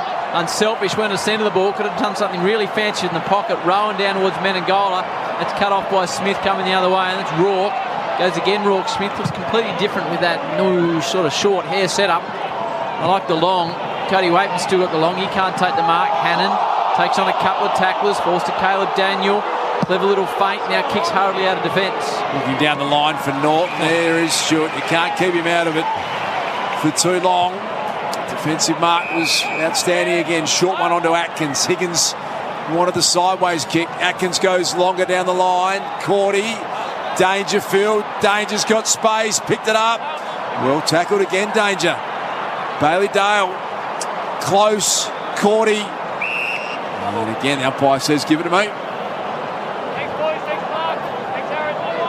28-17 the way of the Dogs. It was all square at quarter time. Now it's an 11-point lead to the Dogs, who have kicked the last 2 through Bruson and Jason Johannesson. At the moment, the Cats are in attack. A lot of players around the footy on the outer side.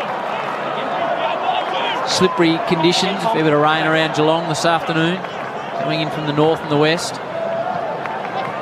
Onshore breeze, no good for anyone as the ball goes across the line on the outer side. Not a great deal happening. You mentioned it was 1v2 contested possession teams, Brownie. They're having a good win in contested possession and clearances, the Western Bulldogs, in the second quarter. They lead it by 11 points, the Bulldogs. 11 minutes remaining in the first half.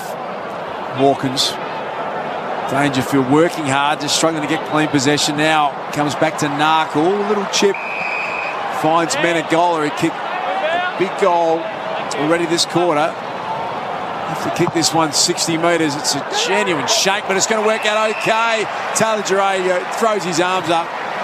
But often it's the chaos ball, Brownie, that is the most effective. I think Taylor Duray's saying, why isn't anybody there? But you can't defend that. It was a shank kick and it landed in the arms of a teammate. So that's just bad luck. Sometimes you have to say, well, I can't defend that. Brad Close voted the best young player. Still touched. He didn't get clear from the man on the mark. He went around the corner. Thought I heard a touch. Yep. So again, Chief, the umpire's called touch ball. Please check. He's right there. Score review time, and he wants to check his decision. I just back yourself in. Going on my ear. I thought I heard a touch. That's why I called it. Clearly touched. So we're going to go through. Kicking over the smallest man in the comp too. Caleb Daniel. Is that clearly touched? Maybe not clearly touched. I found it really interesting. The umpire said, I thought I heard a touch. Always hard to overrule these ones, aren't they, once the umpire... Look how close he's, a metre away. It's poor execution of a round the corner kick to not get clear of the man on the mark. I tell you what, if it was called the other way, not touched, they certainly wouldn't be overturning it. Correct. So are they going to say there's clear daylight between hand and ball? I mean, on that angle, you'd say yes, but is that conclusive enough to overturn? And listen to the audio effects as the ball goes past the hand in real time, Luke. Might be able to hear it. Sticko. Worth a go. Complete. Looking at these angles, we can see a gap between the ball and the Bulldogs defender at all times. Decision on the scoreboard. That's why they reviewed it, So there you go. That is a big overturn. And the goal will stand. Important one it is. Brad Close, voted the best young player at the Cats last year at their best and fairest. Cats get their third goal. They trail by 5 points on the Triple M Choice Hotel scoreboard. And no complaints either from Caleb Daniel. He sort of nodded his head when the decision went up on the scoreboard, so he realised he hadn't touched it. But it was a goal against the flow there. Everything was going the Bulldogs' way. They've started to win the contested battle. And as Chief said, they've really slowed the Cats down. But one going back the other way, Close just read it nicely off the boot. So it always pays. I said before that it was just a luck kick. It was a hack kick inside forward. But he is playing in front, so if you play in front as a forward, you're going to get it more often than not. Nathan Brown alongside the big chief, Jason Dunstall, with your Triple M Seabus Super Special comments. So it's a 5-point lead now to the Dogs after that goal from Close. And quite an eerie night down in Geelong with only a limited crowd, although the crowd... They're making plenty of noise, Howie. Yeah, but it's cold. Unusually they seem to be sitting together though, Chief. Which it takes a little bit of explaining, I think. Obviously they don't want to open up the rest of the stadium, but with vast areas... Well, I think they've got filled, two groups, one on each side of the ground is where they put them. Okay. Similar to what they did at the SCG. Now, Guthrie's got it, the long border. Centre half back. Drives the ball towards the members' side. Close, bangs it off his head. Liberatore, as Two-Man said, he's killing it. How's he going, Chew, the Lib? 17 disposals and 7 clearances and a goal. Make that 8 now. Here's the Dogs again through Johannesson. Chips the pocket. That's a good mark by Bruce, Chief. A real good mark. That's a great mark. That's a one grab with 2 attempted spoils coming over the top. And being a left footer, he's on the right side to hit that little round the corner kick. Genuinely good at these two. That's your angle. There's one thing he's really good at is the left foot snap across the body. Oh, no, he's mozzed him. He kicked 10 this year, Chew. Who was that against? I can't remember, Howie. Kangas, Chew. Thank you. Okay. Bruce with some rare tattoos on the upper knee, sort of thigh area. He's got the spider, the boat, and that is magnificent from Bruce Almighty, as Damo likes to call him. Major snag that one, 5-4-34 to 3-5-23. And Josh Bruce, he hasn't gone mad, but he's kicked 2, Nate. Yeah, I tell you what, he's good at that round the corner kick, even though Brownie had no faith in him. 36 goals now for Josh Bruce, is that right, Ash? 36 majors, and Harry Mackay, he has 38. 10 against the Kangas. Did strike that snap sweetly, Chief, didn't he? Had some good bend on it. It's good at him. Josh Bruce has got a couple. Nate Brown, you got the Chief. They're the Triple M Seabus Super Special comments team, delivering consistent long-term return for members. Seabus for all of us. And we're just a tick under 9 minutes remaining until half-time, and to be competitive early would be a good result for the Bulldogs if they're going to half-time with a small lead. That would be better, clearly. So we're back in the centre. Tim English and Radigalia. Perfect bounce. Then the ruckman decided to jump, and Radigalia got it nicely down to Narkle, and now Parfitt. Dangerfield playing at half-forward. Strength and speed. Been called to play on. Crozier on the mark. Flicked the handle there. I missed the target. Back to Zach Tui. Not a great kick from him either. Defensively, Marcus Bontempelli back there. English and Liberatore combined for the clearance. McRae's handball was an awkwardly directed one. Picked off by Parfitt. Here's Selwood. Flicks it back to Tui. To Dalhouse. Under pressure. His kick's affected, and easy pickings in the end for Alex Keith. A couple of players down. There's a cat and a dog. It's like Close gets up, as does McLean. They're both okay. Could have been Dalhouse. Collie Jasny spills the mark. Selwood, low hand pass towards Cameron. Well, Dangerfield uses brute strength. He's gone. He took on 3 tacklers, and he couldn't get through the third. He disputes it with the umpire, but Chief, really? Well, it's the third one. I guess the question is there a case for in the back, the third tackle? He broke the first 2. Line ball could have gone either way, but happy with the decision. Taylor Duray flicks it to Crozier at half-back. It's on the outer wing side here at GMHBA Stadium. The mark's been taken by Lockie Hunter.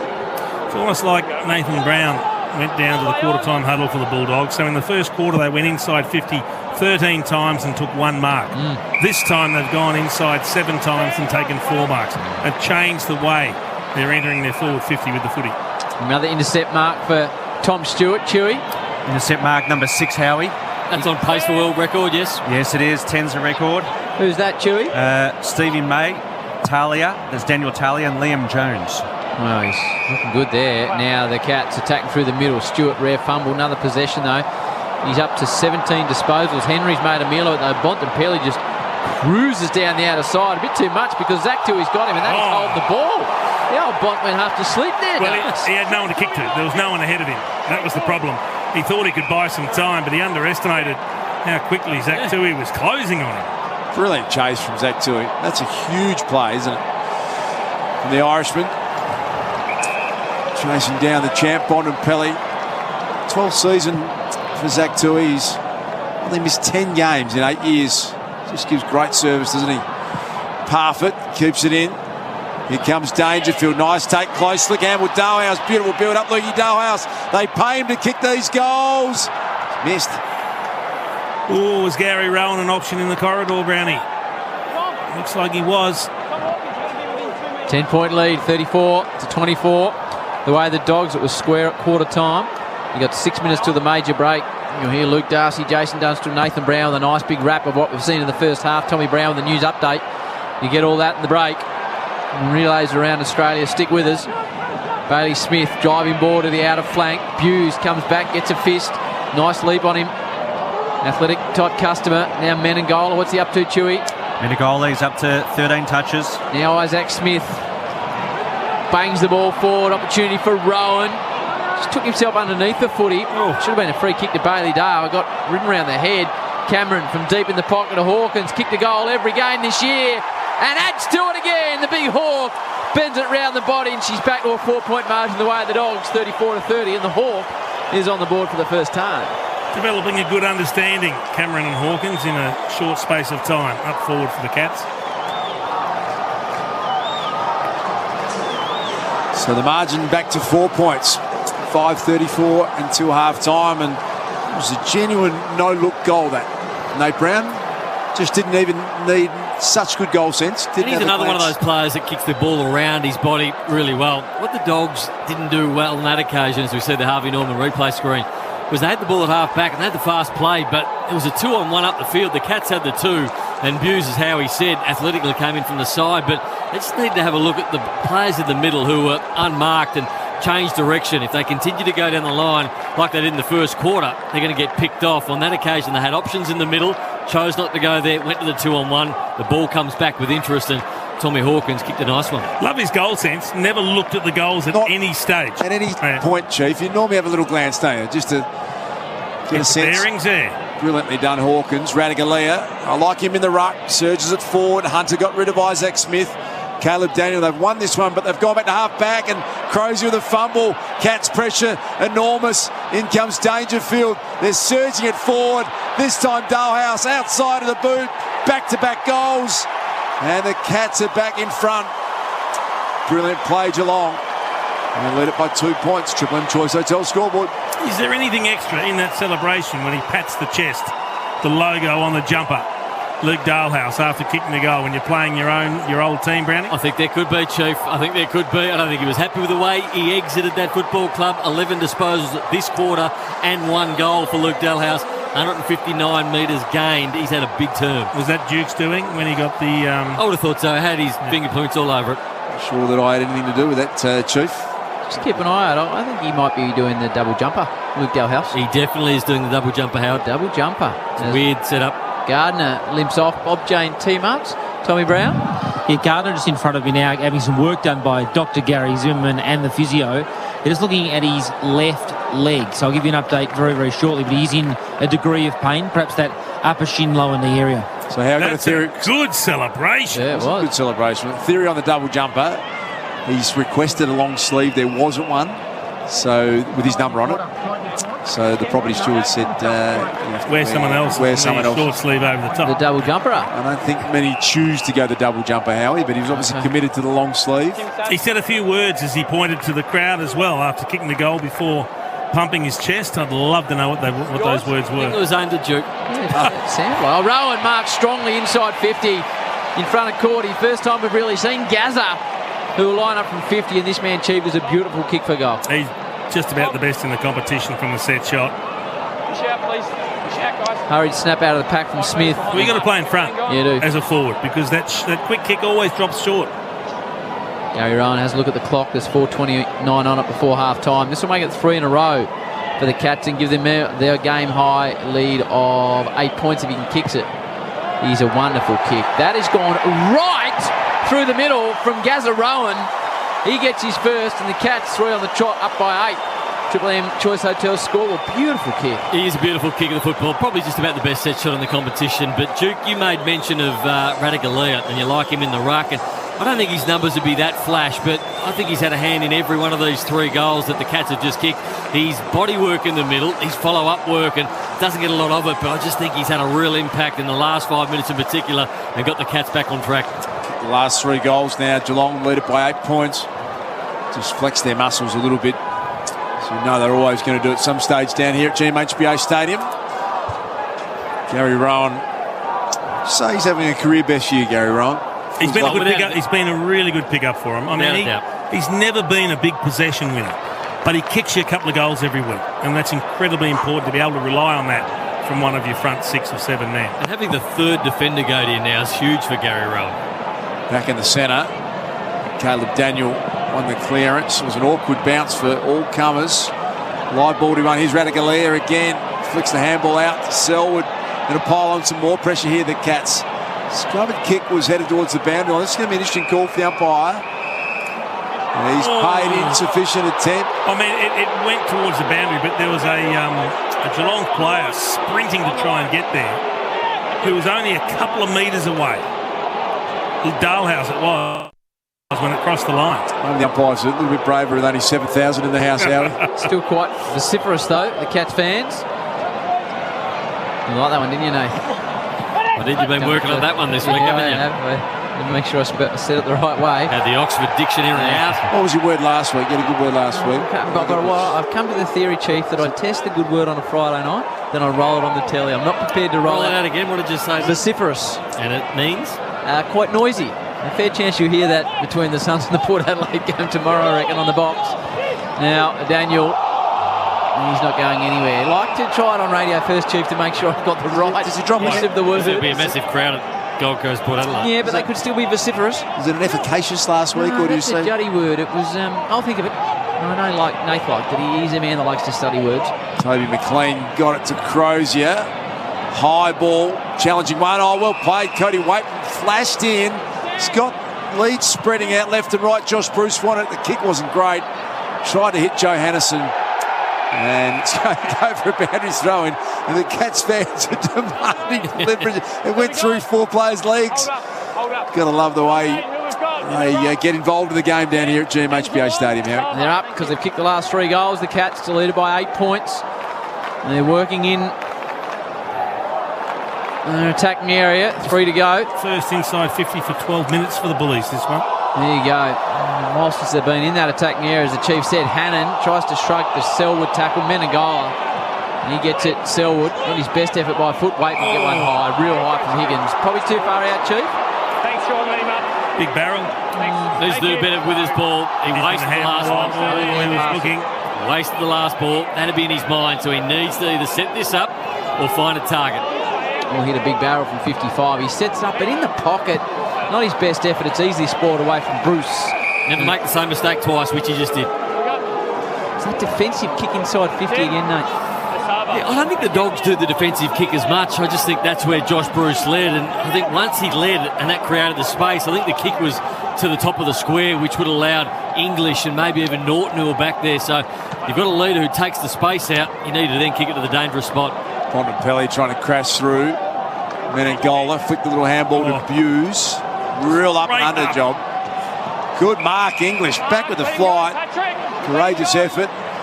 So the Dogs had a little bit of footy here. They'll go back inside 50. There's Cats numbers back there everywhere. So English dumps the long kick down the line.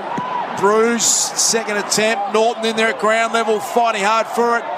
Henry as well. Menegola, nice little sidestep, but only as far as Bailey Williams. Hand passes immediately to Crozier from outside 50. Crozier. Won't be a goal. It's going to land in the square. Cats got the numbers easily spoiled through. And the Dogs forced to bomb away 5-5 to 6-6. The Cats lead it by 7 points. We've got 1:49 on the clock. Tom Stewart having an extended spell on the bench, but he's had a big night, Chewy. Yeah, 17 disposals, Howie. 9 marks. 6 of those are intercept. And the record for intercepts? 10. 10. Ooh. Been on the bench for 8.5 minutes. And Zach Tui goes to bring the ball back in. And picks out the short and wide target of Jack Henry. So taking a little bit of time here, the Cats, as we close in on half-time. We'll slow it down momentarily. Down the line, Cordy. Front centre, Atkins. Tries to bend it back, gain some meterage. And off the hands of Crozier. It'll be thrown in on the wing. 6-6-42 Geelong, 5-5-35. That's the Bulldogs. That's a Triple M Choice Hotel scoreboard. 1:27 on the clock. The ball on the outer side. Lick Zarves has gone back to Bontempelli. That's a voice of Nathan Brown alongside Jason Dunstall, Luke Darcy, the Chew Man and T Brown. It's your team, as always, on a Friday night. Atkins finds a little bit of space. Slides to the outer side of Selwood, Chew. Joel Selwood for Triple M Reds. 17 touches. To Rowan. Pierces the ball towards the Hawk. Got hands on it. Now gets it to Dowhouse. Ducked under a tackle. Dowhouse just palmed it off to Higgins. Goes back to Dowhouse. He's going to be under the pump when he takes possession. Keith's got him. Spills out towards Rowan. Close to the boundary line. The Dogs come in. Late tackles galore. And here's the Chew Man with the Cats in attack. Yeah, Luke Dowhouse averaging 11 disposals per game this year. He's had 13 in this second quarter alone, along with the major. Big quarter for Luke Dowhouse.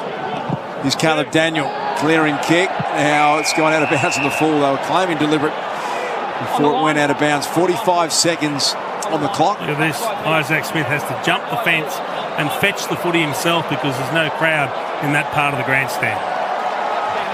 And he just acknowledges the crowd, gets a bit of applause.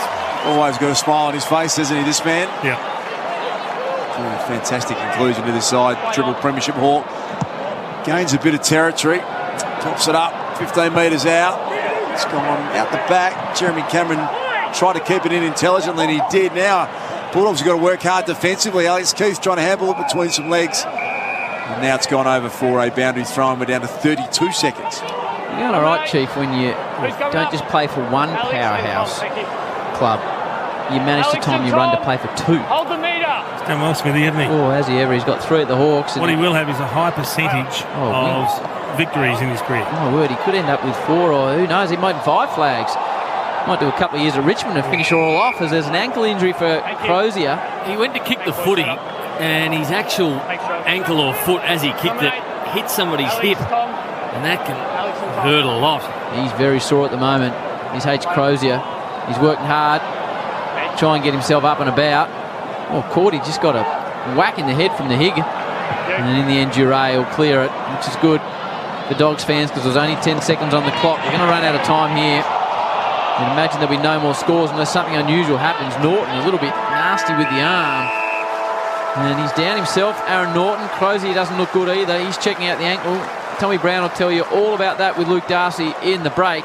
It's the Cats 6-6-42 to the Dogs 5-5-35 with a square at quarter time. Half time here at the Cattery, and Norton's in some real trouble himself. We'll bring you updated with that in a moment. The Cats lead it by 7 points at the major break. McDonald's and Ream Hot Water, Triple M Rocks football. That quarter for Choice Hotels. Need a break? Book direct and save with Choice Hotels. ChoiceHotels.com. For Ream Hot Water, Triple M Rocks Footy. ask your plumber to install a Ream. Steady, hot and strong. Gender equality begins with respect. We can all work together to prevent violence against women before it starts. Search Respect Victoria to learn more. Triple M Rocks Footy on Melbourne's 105.1.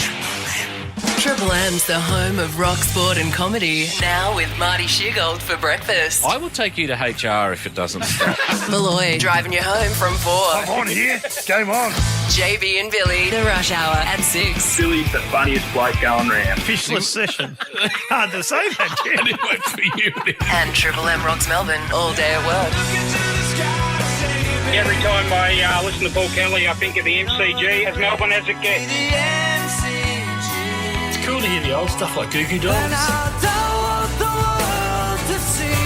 From From Berwick to Burnside, Triple M rocks. The fillet of fish. Not everyone knows how delightful crumbed fish, tartare and a steam bun taste together. But you do. So the only question is, will you share this delicious secret? Available after 10:30am. June. It's cold. You've got to sort your tax out. It's a bit of a drag, actually. But this year, June is also a free-for-all on KO freebies. Yep, we're talking about an epic amount of live sport and shows available for free all June. And with no credit card required, it's a no-brainer. So off you go. Get an epic amount of live sport and shows for free. The all-new Isuzu MU-X is coming. Exquisite styling inside and out, enhanced off-road capability, exhilarating tech and exceptional safety. This changes everything. It's time to expand your horizons on what you thought a 7-seat SUV should be. The all-new Isuzu MU-X. Register now. Search all-new MU-X. Are you ready to take charge of your health and end the confusion? Hi, I'm Nat Kringoudis. I'm Cecilia Ramsdale. Our podcast series, The Wellness Collective, dives into the women's health topics nobody talks about. We talk to experts from around the globe to help you feel happier, healthier, and better. Search The Wellness Collective podcast. Download the new Listener app now and listen for free. Brought to you by Endeavour College of Natural Health, the highest degree of natural health. Listener. For the best in woodworking tools, see Carbotech. They're a family-owned Aussie business with 6 stores across Australia, including one here and an online store too. For the right tools for any woodworking project, no matter your skill level, come into Carbotech, the home of woodworking. We all love a win-win, but have you ever enjoyed a win-win-win situation? With Optus Prepaid, you can.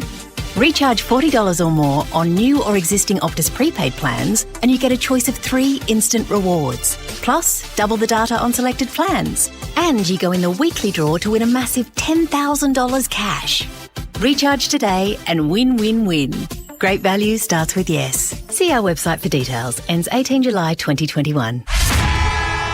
Gender equality begins with respect. We can all work together to prevent violence against women before it starts. Search Respect Victoria to learn more. Triple M rocks footy on Melbourne's 105.1.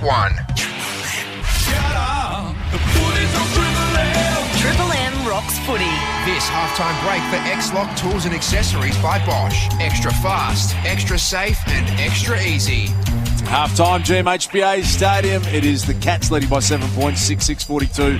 5-5-35. The Dogs' last 3 goals of that quarter went the way of Geelong. For McDonald's and Ream Hot Water, Triple M rocking footy, and this is the halftime break. Thanks to Bosch Power Tools. Upgrade your power tools now. Save with any of the 8 limited release Bosch tax time kits. And Nate Brown, Chief Jason Dunstall join me at half-time. What did you make of the first half, Chief? An arm wrestle. I think at different stages, Geelong looked to have control of the game, but then the Bulldogs had a couple of really good patches. The first half of the second quarter was all the Western Bulldogs, but then Geelong were able to wrestle back control of the game, and I think they kicked the last 3 goals there, or 3 or 4 goals to get themselves back in front when it looked like Western Bulldogs had opened up a little bit of breathing space. What I love about it was 3 goals in a row. In fact, they kicked. What I love about the Cats is they're not necessarily relying on their superstars to get it done. Isaac Smith, just a workhorse outside, had 19 possessions. Menegola, 18 in the goal. Dalhouse, 15 in the goal. We know that he's gone past his normal output because Dangerfield isn't having a big game. Hawkins isn't having a big game. I think he's kicked 1 goal. Jeremy Cameron has kicked 1, but that's all basically that they've done. Selwood certainly not dominating, just being his usual honest self. The Bulldogs seem to be doing it on the back of Libba in the middle of the ground. He is an absolute star, Tom Liberatore.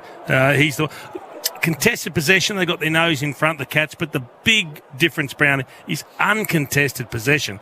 The Cats are smashing the Bulldogs. Yeah, it's the thing that the Bulldogs, they normally do pretty well, but the contested footy, they come into this one, it's pretty even. The clearances the Dogs have won. The tackles, they're going okay. But the handball receives, a massive for the Cats. So he's just playing that game, the ground that little bit better. The uncontested marks, which are huge in the first quarter. The Dogs just dragged them back a little bit in that second quarter. They got on top of them in that in the middle part of that second quarter. But the Cats just there. I thought the move of Dangerfield to half forward really paid off. Delhouse was really good in that quarter, but Dangerfield wasn't touching it. He had McLean going to him in that first quarter. Goes to half forward. They decide not to send McLean with him, which is probably a smart move. I think he's too big and bulky out of the goal scorer at half forward for McLean. So McLean goes back up to the wing and on ball. But I thought Dangerfield's impact when he went to half forward was pretty big. Still just looks a little bit off. Yep. What the usual high standard that we've seen from him. He hasn't been that clean. A couple of his kicks have missed the target, but he has been a good target for them across half forward, and he's applying strength to the contest, which is what he's decided. Look, it's probably not a night for being super skillful or fancy, but he's playing like a bull when he gets involved in the play. They set him there with the Dogs after Bruce kicked that goal, so the Dogs were 10 points up, and then all of a sudden, he didn't look flashy, but what he did was a couple of really ball movements, and I know that he got pinged for holding the ball on one of them, but I thought he made a real impact in that period. Medical sub was activated pretty early. Mitch Duncan out. And in came the pick. Sean Higgins came in for the Cats just early on the first quarter. It's interesting, isn't it? Because it was managed out of the side, Chief. You made that point, didn't you? If you're going to manage someone out, there's always a risk. They're on 5 minutes into the game, and that was the case. Yeah, well, I mean, we saw that issue with Adelaide earlier in the year. They decided to make a guy that they wanted to rest the sub, and he wasn't even ready to come on when they had an injury early on. Exactly right. So, look, if you're managing someone, and Brownie made a fair call, sometimes you just say managed. Maybe it saves a little bit of face, so you just say, look, you're not going that well. We'll just say you managed, you're out. But if you're going to manage them properly and they need a week off or you think they'll be better further down the track with a week off, for goodness sakes, give them a week off. Make someone else the medi-sub. I'm sure there's a few others knocking on the door, particularly down at Geelong, desperate to get a game. Interesting for me, you don't see the Bulldogs tag too often. Toby McLean looked like he had a run with roll with Paddy Dangerfield. And likewise, the Cats, you rarely see them pull that trigger, but Blitzarves and went after Bontempelli for a fair bit of that game. What do we make of those two? Well, for different stages. But I mean, honestly, Blitzarves is a fascinating player to watch. As I said, plenty of time on ball on Bontempelli, but he's also played wing, deep forward, deep back, and the second ruck roll. He's just an amazing player with the flexibility to plug any hole that you need plugged. I thought when they had control of Bontempelli, particularly in the first quarter, they controlled the game, and then early stage of that second term, I thought Bontempelli, he passed one to Josh Bruce. There was another one where he made, I think it was Radikalea fall over in the middle of the ground. So I think he had about 6 disposals in 10 minutes. And I thought that really changed the complexion of the game. And the Dogs got 10 points up. Then they sent Blitzarves back to him. And I think he might have touched it 1 or 2 times for the last 12 minutes of that quarter, but they certainly put the brakes on him. Amy, who covers Clangers, Amy does. Lucky you're with Amy. Let's go back to the second quarter. And it is Buchanan. Yep. Doing a little bit of ruck work against Blitzarves. Won the 2 ruck contests he's been at, Ash, hasn't he? Mark, meet it, Mark. I think Jim just sort of drifting off again. He's just lost focus in the back half of season 2021, the Chew. You don't know who he's talking about, do you, Chew? No, I was pouring over the data, Howie. I think maybe the top 5 you did pre-game, Brownie's gone to Chew's head. He just zoned right out. He's just resting on his laurels at the moment, Chew. He's been doing this for 21 years, and I would have thought that young Heath Meldrum coming in would help the fact that, you know, he wanted to gain up a level, but it hasn't worked out that way. Choice hotels around the ground. It's Ethan, isn't it, too? Not Heath. Not sure you're going that well when Brownie's hooking into you for checking out, though. Need a break, book direct and save with Choice Hotels, choicehotels.com. Jason Dunstall, Nate Brown. We've got the True Man, Tommy Brown with the latest news, and Mark Howard ready to get back in the chair after the break. At half-time, it's the Cats by 7 points over the Bulldogs. For McDonald's and Ream Hot Water, Triple M Rocks Footy. That halftime break for X-Lock Tools and Accessories by Bosch. Extra fast, extra safe, and extra easy. For Ream Hot Water and McDonald's, Triple M rocks footy. Triple M is your home of rock, sport and comedy. And tomorrow, we're rockin' footy. Shut up! The footy's on Triple M! Just like on the footy field, Triple M's Saturday Rub knows the importance of starting on time. Saturday, we've got to all be here at 11 a.m. Yes. Who, the only person who wasn't here? You. Me. You fat piece. Join the Temper Mattress call team tomorrow from noon for the Suns and Power. For Ream Hot Water and McDonald's, Triple M rocks footy. The Macca's Cheeseburger. Because you like your hamburger cheesed. Is it cheesy? No. It's heroic. Gallant even. Cheese wants to be swept off its feet by you. Only question is, pickle in or out? Ba-da-ba-ba-ba. Respect. Respect is equality. It's equal pay for equal work. Respect is treating others the way you would like to be treated and choosing not to laugh at jokes that put women down. When we respect women, we all benefit. Respect women. Call it out. Search Respect Victoria to learn more. A message from Respect Victoria and the Victorian Government. The future of mobile is changing forever. With Optus Flex, you can now activate your mobile plan in minutes, anywhere, anytime. No need to wait for a SIM card or go to a store. And you can change and manage your plan all in a few clicks in My Optus app. It's about time mobile plans were this simple. It starts with yes. Make the easy switch to Optus Flex today. Visit optus.com.au/connect. eSIM-enabled device required. In-app connection on new numbers only. Are you ready to take charge of your health and end the confusion? Hi, I'm Nat Kringudis. I'm Cecilia Ramsdale. Our podcast series, The Wellness Collective, dives into the women's health topics nobody talks about. We talk to experts from around the globe to help you feel happier, healthier and better. Search the Wellness Collective podcast. Download the new Listener app now and listen for free. Brought to you by Endeavour College of Natural Health, the highest degree of natural health. Listener. At Highmark Homes, select ranges are offered with a ColourBond steel roof as a no-cost upgrade, including the stunning Parwin 23 home with 3 bedrooms, 2 bathrooms and an extra lounge room. Plus, ColourBond Steel is offering the chance to win $10,000 cash. Enter now at colorbond.com/winbig. ColourBond Steel, made for Australia. Loved in Victoria, trusted by Highmark Homes. Conditions apply. See website for details. For the best in woodworking tools, see Carbotech. They're a family-owned Aussie business with 6 stores across Australia, including one here and an online store too. For the right tools for any woodworking project, no matter your skill level, come into Carbotech, the home of woodworking. The new Tradie Vac from Karcher, the wet and dry vacuum that does it all. It's tough, it's reliable, it's powerful, and it sucks up sawdust, plaster dust, rubble, nails, water, anything your job site can throw at it. It'll even suck up that meat pie you just dropped in the ute.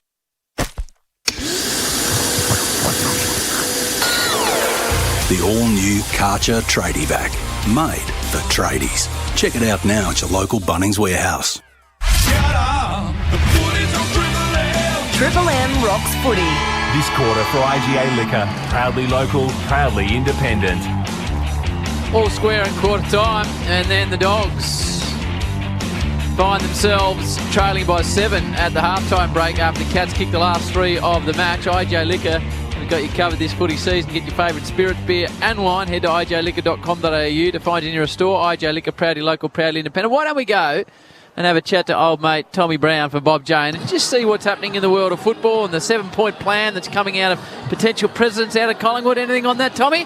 I thought you might mention the 7-point plan, Howie. I'll get to that shortly and declare I've got not an interest, but a slight conflict of interest in that. He's your dad, Tommy. Yeah, I'm not mentioning the D word. Jeff Brown's got a 7-point plan. We'll get to that shortly. Anyway. So Port Adelaide breathing a sigh of relief tonight. They were let off for those 4 players not wearing masks last night at the swimming. The AFL found they just went to get food.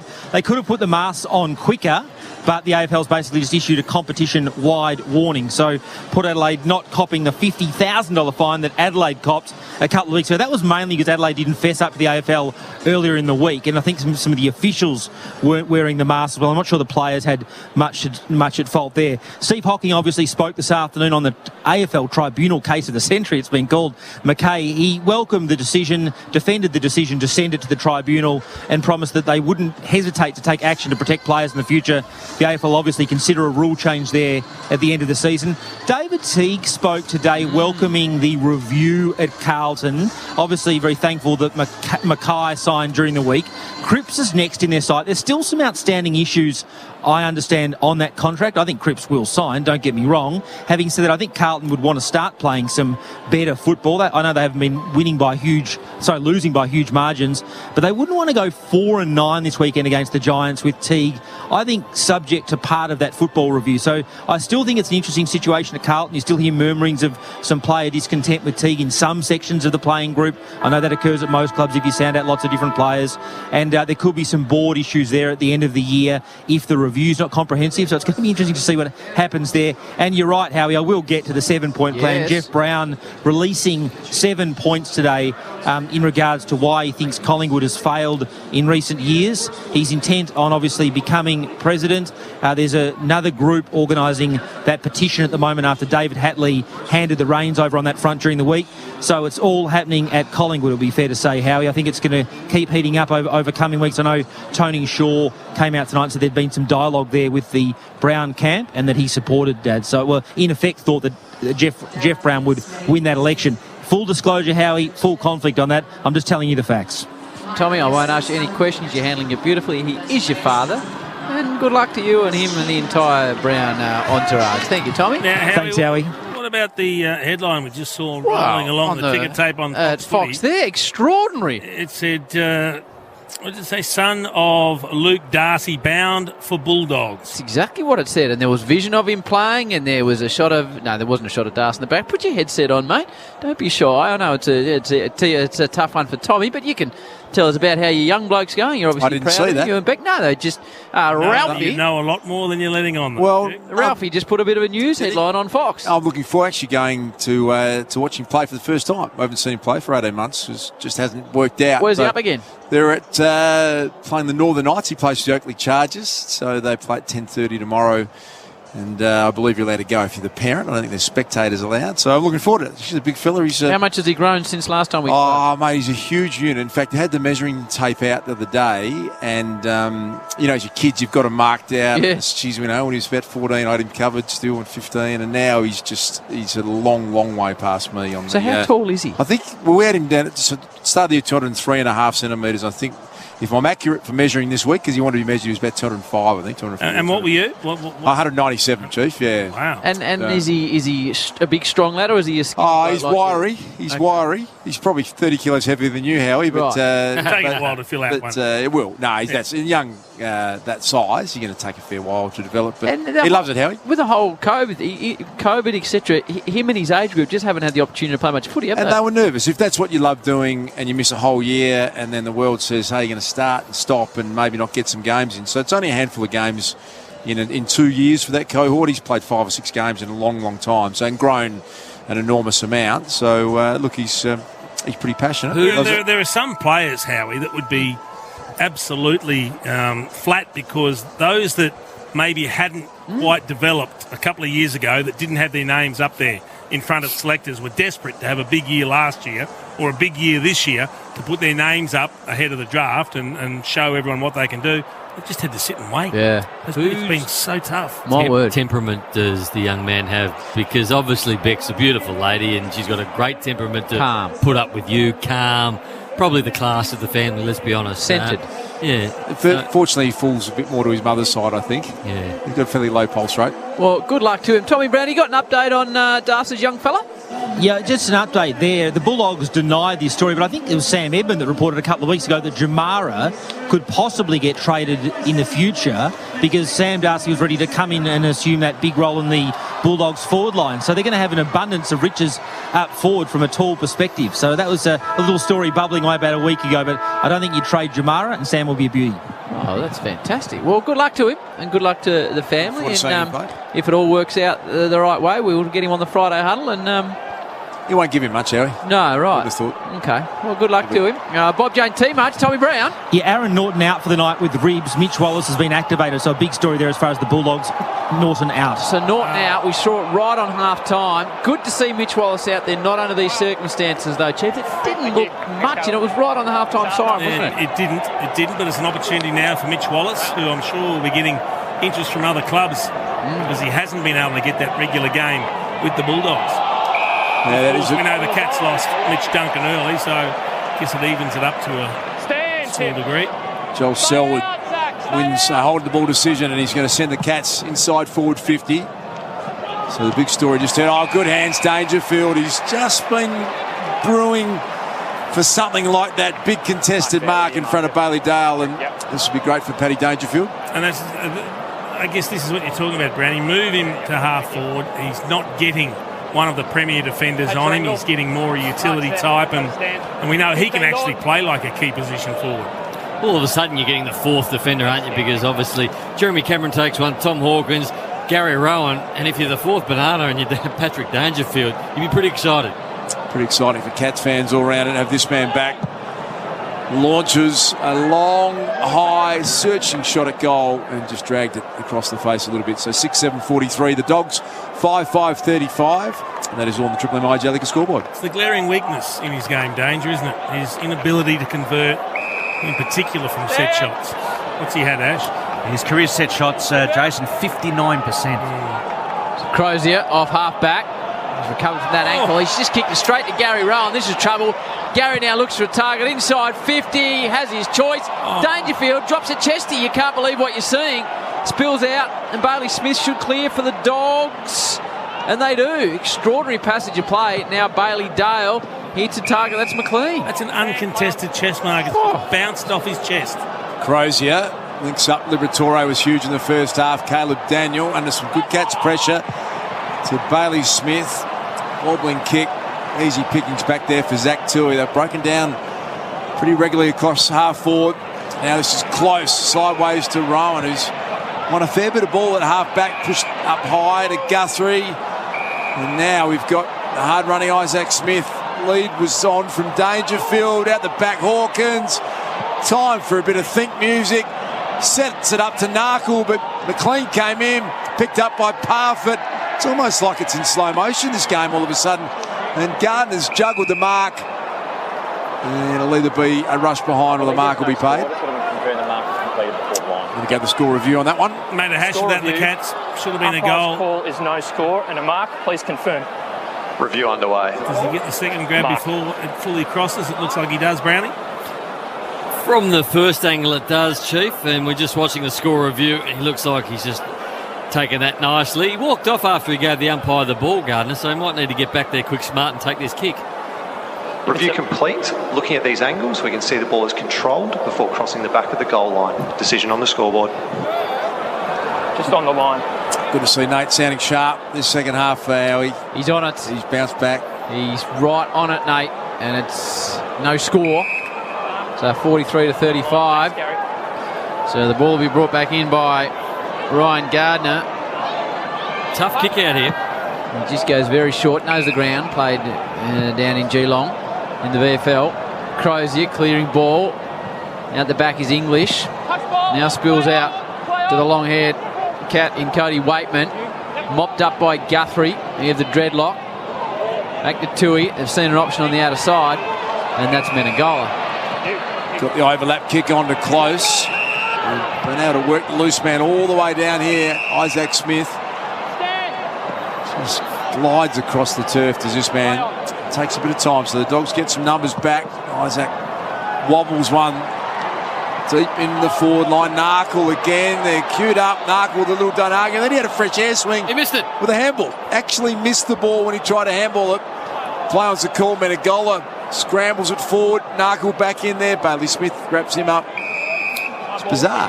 Who said this game looks like it's going in slow motion? Because it certainly does at the moment. Every time a player gets the ball, it looks like there's a little bit of think music at the moment, and both sides is feeling each other out at the moment. Interesting part of the game. Whoever starts to be a little bit cleaner and a little bit more efficient with the football is going to get a break. And that's Nathan Brown with the Triple M Seabus Super Special comments, delivering consistent long-term return for members. Seabus for all of us. Bruce from outside 50 has a long-range shot at goal. That's your top shelf by Big J Bruce. He's kicked free, and that's as good a goal as you'll see all weekend. Wow. 6-5-41 for the Dogs. The Cats 6-7-43. Chief, that's your top draw arrangement. That's outstanding, isn't it? I'll tell you what else he did particularly well. So the kick from Taylor Duray goes over the last forward, which is Bruce, and his opponent was Tom Stewart. Stewart was actually goal side, and he just gets that beautiful little ankle tap as he runs across the back of his heels. Exactly right. So Stewart goes to ground. He then gets a beautiful bounce. He has a look. There's no options inboard. And from the boundary, just inside 50, threads the net. Beautiful little ankle tap on the Harvey Norman replay screen. And then from 50, virtually on the boundary. And he hasn't dribbled it. He's kicked a full-blown drop punt. It's a dart. It's a beauty. The long sleeves are working for him. They're working for me as well. 37 goals for the year, Josh Bruce, Nate Brown, and we've got the Chief Triple M Seabus Super Special comments.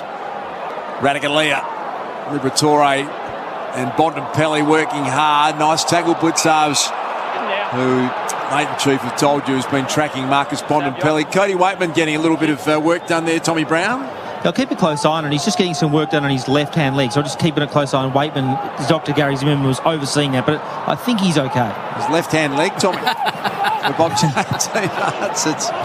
we know what Tommy meant.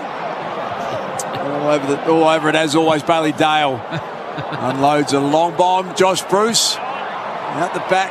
Menegola concedes a rush behind. No dramas there.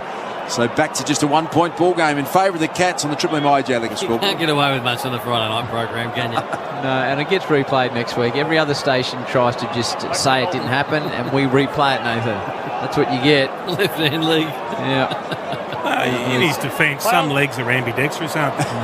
Tommy Brown's Scont Pendlebury moment, Chew. What are you seeing on the Red Zeds, Chew? Red Z lending loans for the self-employed? Yeah, just got to remember with Mitch Wallace, he led the Bulldogs goal-kicking last year with 25 majors. Hasn't played since round 2 this season. Hard to fathom that, Chew. Hard to fathom. He'd have to get interest elsewhere, wouldn't he? I think he's a solid player, a really good depth player. I think there'll be a few clubs very interested in Mitch Wallace. Well, and he was moved out of the midfield to go forward, Chief. He was fantastic last year. Good job forward. Yeah, played the role. Going nowhere, Howie, the Bulldogs vice-captain. Okay, Selwood off half-back. And Tommy said Jamara was on the way. No, he didn't actually say that to fit your young bloke in, but it sounded like close. AFL logo, centre wing, near side. Oh, he's run down from Libba. Just absolutely nailed him. Didn't see it coming. Old mate close. And there's a turnover. Releasing handball to Bailey Dale. Have a good start to this first term. Third term have the Dogs to Hannon. Bontempelli on 50. Pots to the goal square. And was always going to be dragging across the face and disappointing end result. But we're all level now. 6-7, 43 apiece. Scores level. GMHBA Stadium. And that is all on the Triple M IJ Liquor scoreboard. It's one of those, if he kicks it, you say great goal, but I wonder, could he have taken a bit more time, looked at his options and perhaps found something better than the long shot from outside 50? Jason Dunstall, Nathan Brown, Triple M Seabus Super Special comments, delivering consistent long-term return for members. Seabus for all of us. The Patrick Patterson, Malcolm Marshall style combination on a Friday night. I'll be Malcolm Marshall. Yeah, Patrick Patterson was mean though. Peripheral. He was. He pinned. Was he? Justin Lang on debut, did he? Patrick Patterson? I reckon he did, Chiefy. What's happening over there around the grounds, Choice Hotels? Chew, is it raining in England for the World Test Championship? You know, Chief, we would have been there, but we had a poor over rate. That's what cost us. That's how New Zealand got into the World Test Championship, because we got penalised for a poor over rate. Well, you know what? I'm big on poor over rate, so I'm glad. There you go. Chew will get us. About it. Got to do something. Yeah, you do.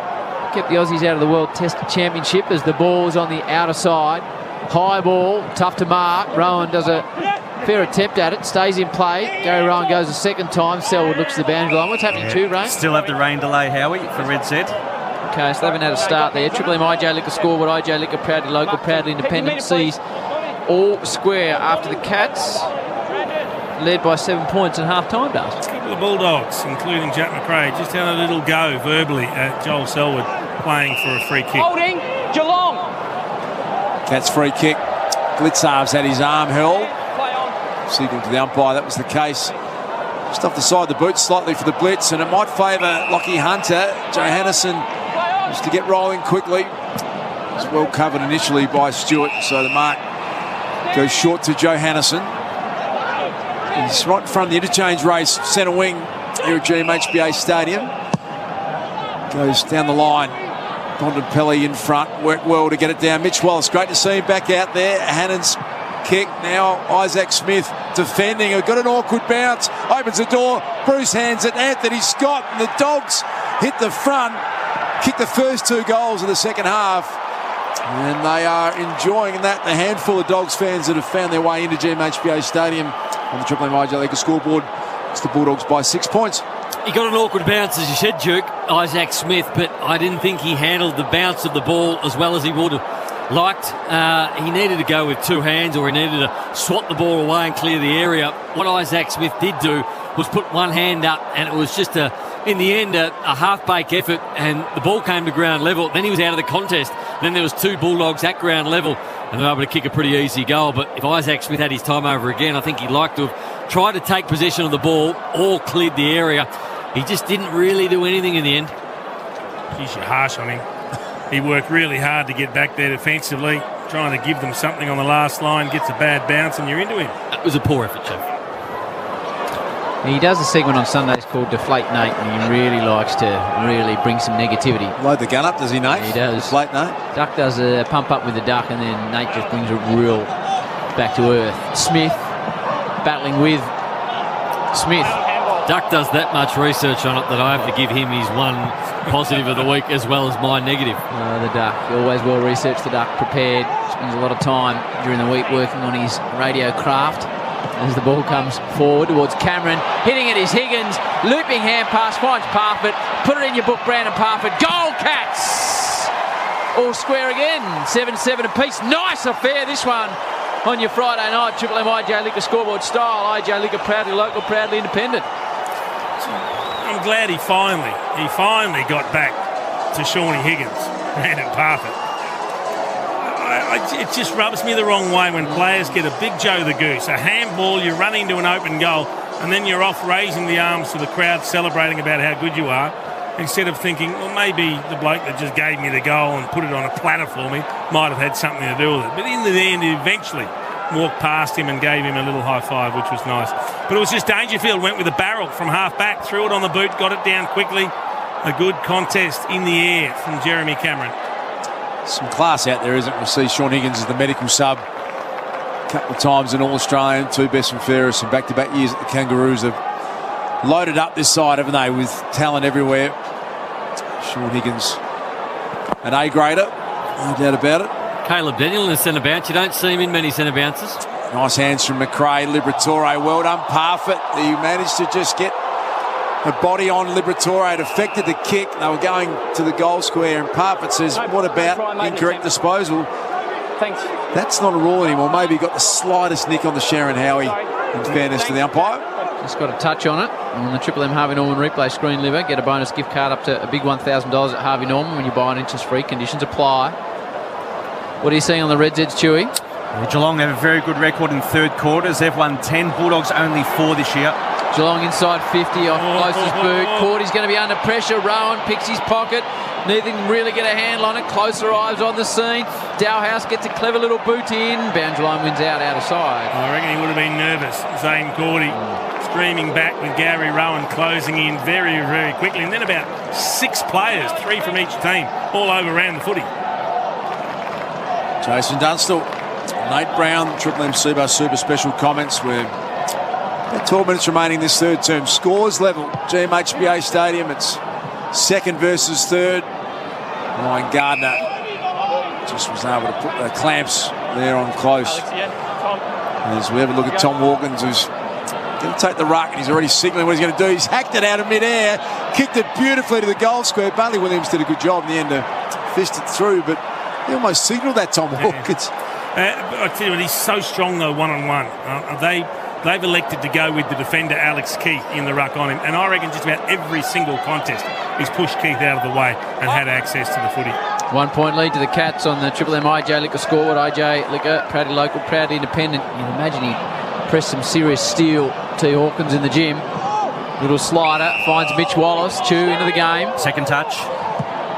And that's because Norton's off with a rib issue. And Duncan went off early with a knee issue to get Higgins into the game. Rourke Smith fought his way through it when he was tackled. Now Scott driving ball all the way to the goal square. Might get there, might get there. Was it touched on the line by the diving Stewart? Let's have a listen. Has the football. Sausage. Yep.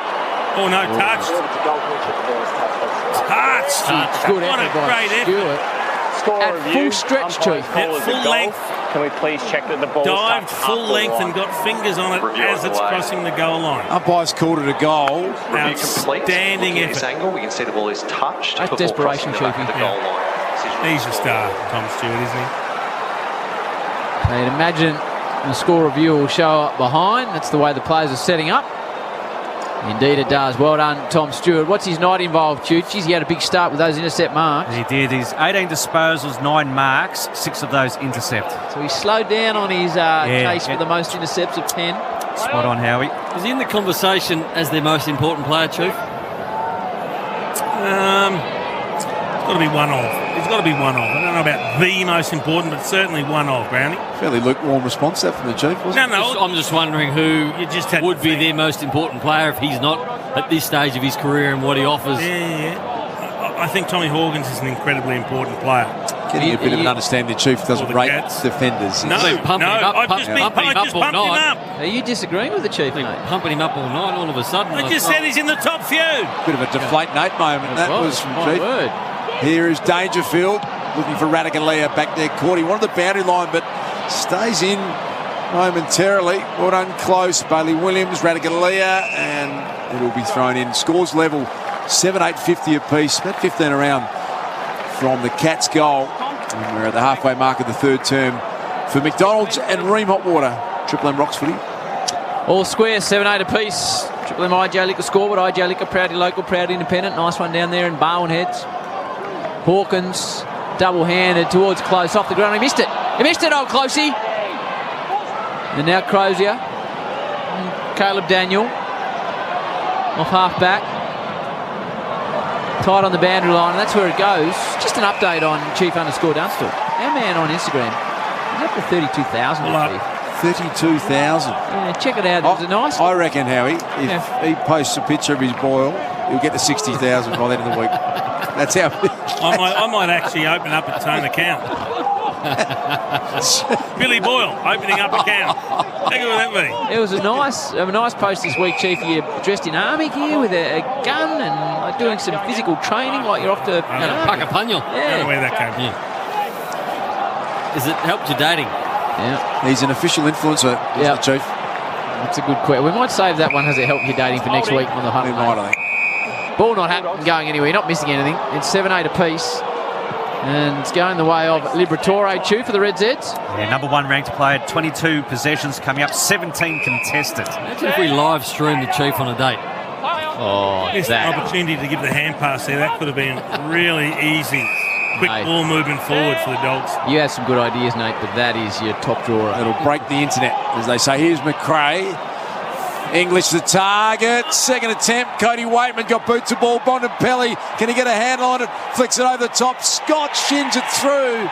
And the Dogs get their third of the quarter. Scott's got a couple. Bulldogs lead it by 6 points. Triple M IJ Liquor scoreboard. They're coming hard, the Bullies. Starting to get a little bit of a run on. They just look dangerous every time they're going forward. And that time they did go with the long kick inside 50, but they had Tim English there to compete in the air. I see Brandon Parfitt coming off in the hands of the trainers. Maybe just a little bit of difficulty. Doesn't look too seriously. Bit of a stinger, maybe. Though. But just the fact that they're able to get English down there to compete in the air meant the ball came to ground. And then it allowed a couple of their stars to go to work. It was Bontempelli, who looked dangerous, got a little hand pass out. And then there's the goal. The last couple, Scott. Macca's Friday night footy post-game feed. The only question is McDelivery or drive-through. Nate, I like your idea of the live stream. It's a really It's got legs, hasn't it? Yeah, my word, it does. I've seen a live stream date before, Chief. I've been there and seen it. You're an idiot. That'd be outstanding. McDonald's and Ream Hot Water, Triple M Rocks football. The Duke wanted to take a camera into people who trolled you on the internet into their work. It's a good show, that. Thank you. I'd like to see it, Howie. So someone gives you a hard time on the internet. Then I go and I get the camera and I go, oh, mate, you're an accountant. Into their work. And you're potting Chief on Instagram. Expose the tools of trolls. And your debits and credits crap, Chief. That's what you're going with. Give it to the accountant. I like it. Now the ball bobbling around the middle of the ground. Bontempelli marks. Kick and a half from home for the skip. Can he hit a target inside 50? It's a low sizzler. Oh, there's an intercept for Stuart Chewy. Number 7. Number 7. I'll make you call. He's in the conversation for their most important player. Super special comment. The Chief all over it here on Triple M. Shawnee Higgins started as the medical sub. Copped a little late one from Liberatore. Through the hands of Selwood. Collar Jasny, I feel like I've called his name hardly at all. In fact, what's his night been, True Man? Just 4 disposals and a couple of marks. Spent quite a bit of time on Josh Bruce. 3 goals tonight so far for Josh Bruce. 2 absolute crackers for the big boy from Canberra. Wasn't there for all those 3 though. No. Now Johannison kicked the goal in the second term. Bustles the ball forward towards Liberatore. Gets an important touch on it. Smith coming back the other way to close. Now Tui, defensive point of the square. 60-metre drop punch, beautifully weighted to Cameron. Well done, Taylor Giray. Didn't give away a free kick. Managed to affect the spoil. Coming back with the flight. Played it really well. And in the end, it's a good result for the Dogs as it gets held up. He looked like he was going to set the place alight that first quarter. Jeremy Cameron's been very quiet since then. Free kick the way of Dalhouse. Holding the ball. And so Hawkins and Cameron, who loom large tonight, didn't they? As big threats have been pretty well held so far, but plenty of time left in this one. Cameron flies. Libber back there. Caleb Daniel, well tackled by Rowan. And so once again, the umpire will toss this one up inside forward 50. The Cats. Bulldogs 3-goal to 1/3 term to lead it by 6 points. Hawkins with strength again. Off the shins of Selwood to Caleb Daniel. Lockie Hunter took possession. He's still in his defensive zone. He was well tackled. Higgins back to Atkins. Atkins a little short chip. Selwood's worked onto it. Beautifully crafted ball, that one. And the skipper more than capable of scoring a goal from here. Does it look like someone, Sean Higgins, who's needed a break tonight? Every time he's touched the ball, he's been sharp. On that occasion, he ran onto it and he delivered it perfectly. The one before that, he hit it at full tilt and got it out to Parfitt, who kicked the last goal. So a nice inclusion. It's his 101st game at GMHBA Stadium. He's won 89 of them, Joel Selwood. What about that for a record? Oh, a bit of left to right bender on. I thought he'd dragged it left, but it came back. Skipper kicks a big goal, scores level. Triple M IJ, like a scoreboard. Well, what a player he's been, Joel Selwood. And it's an interesting part of the game at the moment. There's a real arm wrestle. And the contested footy is the king right now, Ash. What are the numbers of the contested footy? Yeah, Geelong, as you said, ranked number 1 in that particular stat. They're at +4 at the moment. What's this quarter in the third? Yeah, this quarter for Triple M Red Z, Geelong are down by 7, +7 Bulldogs way. I feel like the Dogs have had the run of the play in this quarter, but the Cats have probably got cheap goals. There's been a couple of out-the-back ones, and Higgins ran onto that one, he ran onto the last one, and the Dogs have worked really hard, manufactured their goals. The Cats have got a couple of easy ones, and the probably Dogs should have been a little bit further in front, but it's an even ball game. I wonder if something happened after that goal was kicked, because I heard the umpire say, yep, Bulldogs. Bulldogs twice. What's happened to our man, Nath, Das? He can't shut him up tonight. He's on fire, isn't he? He gave us nothing last week, and now he's got verbal diarrhea. He's caught fire now. Look at him. He's on fire. He's responded. Cannot stop talking at the moment with the Triple M Seabar Supers. Doing a fine job. As the ball goes across the boundary line on the near side. In fact, it might have been Libber coming off under the blood rule, I think. You're right, Chiefy. Liberatore Jr. All square at quarter time. The Cats by 7 at half time. Currently all square again, 8-8 apiece. Scott's got a couple. Bruce has got 3. I think they're all singles for the Cats, are they, Chewy? Triple M Red Z. Spot on, Howie. Atkins bombs the ball directly out on the full. Yeah, bounds in the full a lot. Yep. This ground. More on the outer side, Nath, but yes. What side is it most, Ash? The outer side. The outer side for Red Z, Brownie. 75-25, Duke. Spot on. Free kick to Gardner. He's going to go back and across his Gardner. He hits a target in the Ocean Grove Fly court in. They go the full switch. Bailey Williams going to be on the end of the next one. He looks down the line. The Cats' coverage was really good. They got across and closed down the space, so Bulldogs couldn't connect with another mark. Boundary throw-in on the outer wing. GMHBA Stadium. Scores level, 8-8-56. Second versus third. Bulldogs win. They go to top of the ladder. Cats close in on a top two chance if they can win tonight. Isaac Smith, what's his night been, true man? 23 touches, leading ball winner on the ground. Dangerfield handballed it back. That man Toby McLean has been his marker for the most of the night. What a wonderful story. Back from a knee reconstruction, straight back into senior footy. Hasn't played a VFL game. And Stewart smashes it over for a boundary throw and a half forward for the Dogs. 8:56 apiece. We've got 5:58 to go before the final break. Tim, landing there. What are you seeing on the Red Zeds, Chew, up below? McRae, 10 disposals in this quarter alone, had 13 in the first half. Red Z lending, loans to the self-employed. You've got the Chew man and Tommy Brown on the boundary. Bob Jane T-Marts get into financial year monster deals on tyre and wheels. Ends June 30, so you've got to get stuck in at bobjane.com.au. Financial year nearly done. And now Bontempelli hooks it around the body. What about this man, Bontempelli? He's first, and the Dogs lead it by that kick, 9-8 to 8-8. That is all in the Triple M IJ Liquor scoreboard. Worth the price of admission alone, this man. Again, another contested footy at ground level, and the Dogs won it again. This time it was Bailey Smith who was able to get the handball out, and every time this man's got some space, he does with it something nice. But it's just the contested footy at ground level. The Dogs continually win them in this third quarter. They're +9 up at the moment, and they've got a 1-goal lead. Big third term for the Bont. 8 touches, 4 clearances and a goal. And don't tell me there's not much riding on this game. We've seen both skippers kick the last goal for their respective teams. Joel Selwood was pumped up after he kicked his, and the Bont gave a big fist punt too and a bit of a roar after he kicked this one. Two of the top teams that are going to be at the business end of the season, and they want to get this little notch over the other one. Chief Jason Dunstall, Nate Brown, Triple M Sevo Super Special comments. Got a ripping game here on a Friday night. Here we go. The Dogs by 6 points. Marcus Bontempelli kicks his first. Radagalia. English, a little too tall. McRae tried to farm it back to Bontempelli. Guthrie, Selwood just wheeled his way onto the ball. Back to Guthrie. That was just sheer desire. And now Paddy Dangerfield. And this will be interesting, Chief. You just said if he's got one bit of kryptonite, it's set shot goal kicking, isn't it? This is it. So we get a good look at it here. They need this to keep pace with the Bulldogs. Really good work, Joel Selwood in traffic, keeping this ball going the Cats' way. And then a nice little chip kick from Guthrie sets it up for the set shot for Dangerfield. Beautiful field kick. Distance never a worry. Slides it left and misses. A shake of the head from Danger.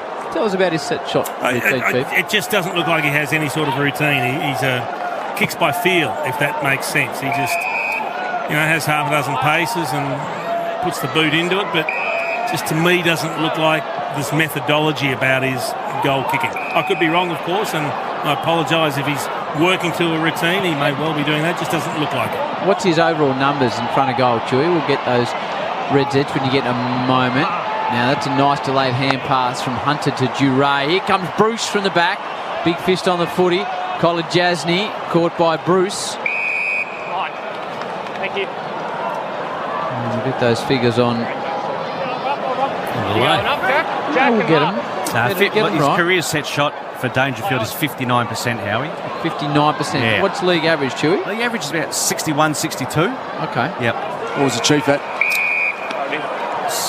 Set shots, I don't have his precise stats. Give us an idea, Chewy. 2 out of 5. But I can give you his overall scoring accuracy, because Champion Data didn't capture that until 1999. So Chief retired 98. What was his overall?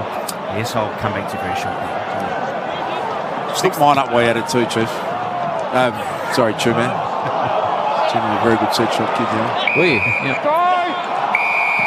Don't kick it, Western Bulldogs. Free kick going the way of the Dogs. He was actually good at most things. Good. Chiefs overall scoring accuracy, You see him playing 66%. international rules game. Yeah, Scored the Gaelic goal of the century, as it turns out, Chief. I don't know why they picked him. Send you a copy of that. Chops forward the way of the Dogs, and they got someone out the back. Lockie Hunter slides it on the ball to get one high. He got one across the shoulder. Umpire lets the boys go. Now the Dogs are outnumbered. Wallace, he's beavering and badgering and pushing away at the footy. Comes out to Colin Jasny. Menangola needs to kick it out of there in a hurry. He does. It's a high floater. Close knocked off the footy. Wallace again. Good to see him out there. Now Bailey Williams. Here they come again, the Dogs. Snap towards goal from McLean. And Stewart with intercept mark number. Mark number 8. 2 off the record. Tommy Stewart, for mine, almost the Cats' most important player. I think couldn't agree more, Duke. Couldn't agree more. So that's some sort of night. Tommy Stewart sends it danger-filled direction. He's contested marking he's been on tonight. Parfitt. This is a risky ball. 2-on-1. The Dogs are the two. Fisted away from the Cats by Alex Keith. Parfitt came back up, lost his footing as he kicked it. Cameron, who started on fire, has gone missing a bit since quarter time. He's taken a good mark there. Plays on Jeremy Cameron. Hawkins in the goal square. Just 2-on-1. Back with the flight was Alex Keith, demanding the copped a high one. And it's gone through for a minor score. So 8-9-57. That's Geelong. 9-8-62. The Dogs. Triple M IJ Liquor scoreboard. Only a small thing in the middle of the ground, but Alex Keith was able to defend the ball and fist it away, but he had a player as a turnover here. Keep going, Nate. You're right. He had a player just at the front and centre of him, and he only needed to do a soft fist. He just had to have his mind in the game. He went for the big fist, which went back 20 or 30 metres straight to a Cats player. He had to have awareness that he had one player at the ground level, so it was a 2-on-1 that if he just did a soft fist, got the ball away, there was someone at ground level, but he didn't do it. Now the turnover comes. The Cats, nice little step from Dowhouse, had a massive second term. Here goes Parfitt. Little sizzler forward towards Selwood. He's got a bit of space, slight fumble, back towards close. He's got Cameron coming at him. He drives towards Hawkins, not his best effort because he was outnumbered, and Keith, the former Melbourne star, marks on his chest. Geez, you're entitled to be disappointed with that kick. Cameron gives him a good hit-up lead, and he kicks to a 1-on-2 to the advantage of the two defenders. So a very strange decision, that one. 4-point lead, the Western Bulldogs. Minute 44 until three-quarter time. It'll be an exciting finish in this game. Josh Bruce, good contest. The athletic Jack Henry. Back through the corridor. Little fumble from close. Picked up Bonampelli. Chance or Toby McLean, who just pulled up a little lame as he took that. He was in the hands of trainers before, Duke. There's something not quite right. Let's hope all's okay. We know he's coming back. First came back from a knee. Not a great Here we go. Oh. Intercept number 9. Is that what he's at, Jude? Number 9 for Tom Stewart. Record held by? The record is 10, held by May, Daniel Talia and Liam Jones. That's Stephen May, of course. He looks like he's limping off, McLean. Bob Jane teammates, Tommy Brown? Yeah, McLean's just come off. The trainer and the doctor both looking at perhaps a left knee, but I'll keep a close eye on it. He did look a little bit of pain, guys. Dust, do you know which was the most recent knee issue that he faced? Nah, not sure how he... Always concerned when you've had a reconstruction about hamstrings as well. Often you take the hamstring as part of the reconstruction. So Smith, spot on. Tommy only beyond that. Selwood, little inch of forward is really good. Here come the Cats. They trail by 4 points. Got 35 seconds on the clock. Cameron drives it to Hawkins. Oh, he hand passes out the back, and Rattigalia kicks his first. That's some big boys from Geelong flexing some muscle, and they take a 2-point lead, 9-10 to 9-8, 24 seconds to go before the final break. Triple M IJ Liquor scoreboard. It's what he was looking for with the last inside 50, and he didn't get Tom Hawkins. That was a 1-on-1. It was just a little bit slow coming down and allowed them to get back and have 2-on-1. But on that occasion, good understanding again between Cameron and Hawkins. Cameron just wheels onto the left, gets it long to the contest, and Hawkins is just too strong. He held his opponent Keith under the footy, basically takes a contested chest mark, and then hand passes to Rattigalia, who runs into an open goal. It was a right knee for Toby McLean, but he's on the bike, Dust. All looks okay there, no concern. Getting a little bit of pain relief too, so let's hope it's something innocuous, maybe a bit of scar tissue or something that it would be a good story. But Rattigalia runs in an open goal, as Chief called beautifully. And can we just say he nearly fell over kicking that ball, Rattigalia? Didn't he? He didn't know how to hold it or what to kick it with. Almost kicked it with the wrong leg, if that makes sideways sense. too. It did too. Could have been one of the great clangers that. The Cats by 2 points, 24 seconds. Selwood, Liberatore. You don't get too hard a nuts than that going head to head. Blitzar's well tackled. Cats going the wrong way. Narkle chips a little one to O'Connor. 11 seconds remaining. It was just a nervous moment there for the Cats defenders. But O'Connor was clever enough to get it to Zach Tui. Darhouse has got it. They're loading up again, but there's the three-quarter time siren. And at three-quarter time, it'll be a 9-10-64 Geelong leading the Bulldogs 9-8-62. That's on the Triple M IJ Liquor scoreboard. IJ Liquor, proudly local, proudly independent. Nate, the Chief, the Chew, Tommy Brown, Howie. That's your team on a Friday night. It's the Cats, McDonald's and Remont Water by 2 points. Triple M Rocks Footy. That Back quarter for IGA Liquor. Proudly local, proudly independent. For McDonald's. Triple M rocks footy. For your Macca's Friday night footy post-game feed, the only question is McDelivery or drive-through. Robot Building Supplies, now delivering contact-free. Visit robotbuildingsupplies.com.au. It's better than good. Triple M rocks footy on Melbourne's 105.1. Hi, it's Marty Sheargold from Triple M's Marty Sheargold Show, and right now, it's Triple M Footy, and I'm back Monday morning from 6. Triple M's very own Nick Revolt is joining the cast of Celebrity MasterChef. There he is, just dominating. Smells wonderful, doesn't he? Always smells very good, he always. And Troy smell unbelievable. Best smelling people. Get the two of them in the studio. It's almost overwhelming. Triple M's Marty Sheargold Show. Back Monday from 6. Or hear it anytime on the new Listener app. For a limited time only, get up to a big $1,000 gift card at Harvey Norman when you buy on interest-free. That's right, up to a big $1,000 bonus gift card. Shop for furniture, bedding, electrical, technology, flooring and more. Buy on 60 months interest-free and receive a bonus gift card up to a big $1,000. Minimum finance $1,000, 60 equal monthly payments. Interest applies if you do not comply with terms and conditions. Fees, exclusions apply. Limited time only. Now at Harvey Norman. Hi, automotive journalist Greg Rust here. Join me on the road with my podcast series, Rusty's Garage. I speak to automotive identities about the wheels they drove to get hooked on a life going fast. Search Rusty's Garage Podcast, brought to you by Burson, with over 195 stores Australia-wide and an experienced team. Burson No Auto Parts. Download the new Listener app now and listen for free. Listener. Doug thinks tonight is Wine Club Wednesday, but it's actually debit day for his rent. Right about now. If only Doug used BPay to choose his preferred account for his bills, he'd be buying caviar, not just crackers. Switch to BPay and make bills work for you. We're in your corner. BPay. See the PDS for further information. And just over here, we have the T-Rock 140 TSI Sport. I'll take one now. But there are so many features to tell you about. Don't worry about those. Premium sporty interior. That's cool, but 8-inch infotainment screen. you don't need to sell it. I just really want one. The Volkswagen T-Rock Sport, with a 5-year unlimited kilometre warranty, is available now. You'll just want one. Conditions and exclusions apply. Visit volkswagen.com.au. Victoria. Every one of us needs to check in, everywhere we see a sign, every time.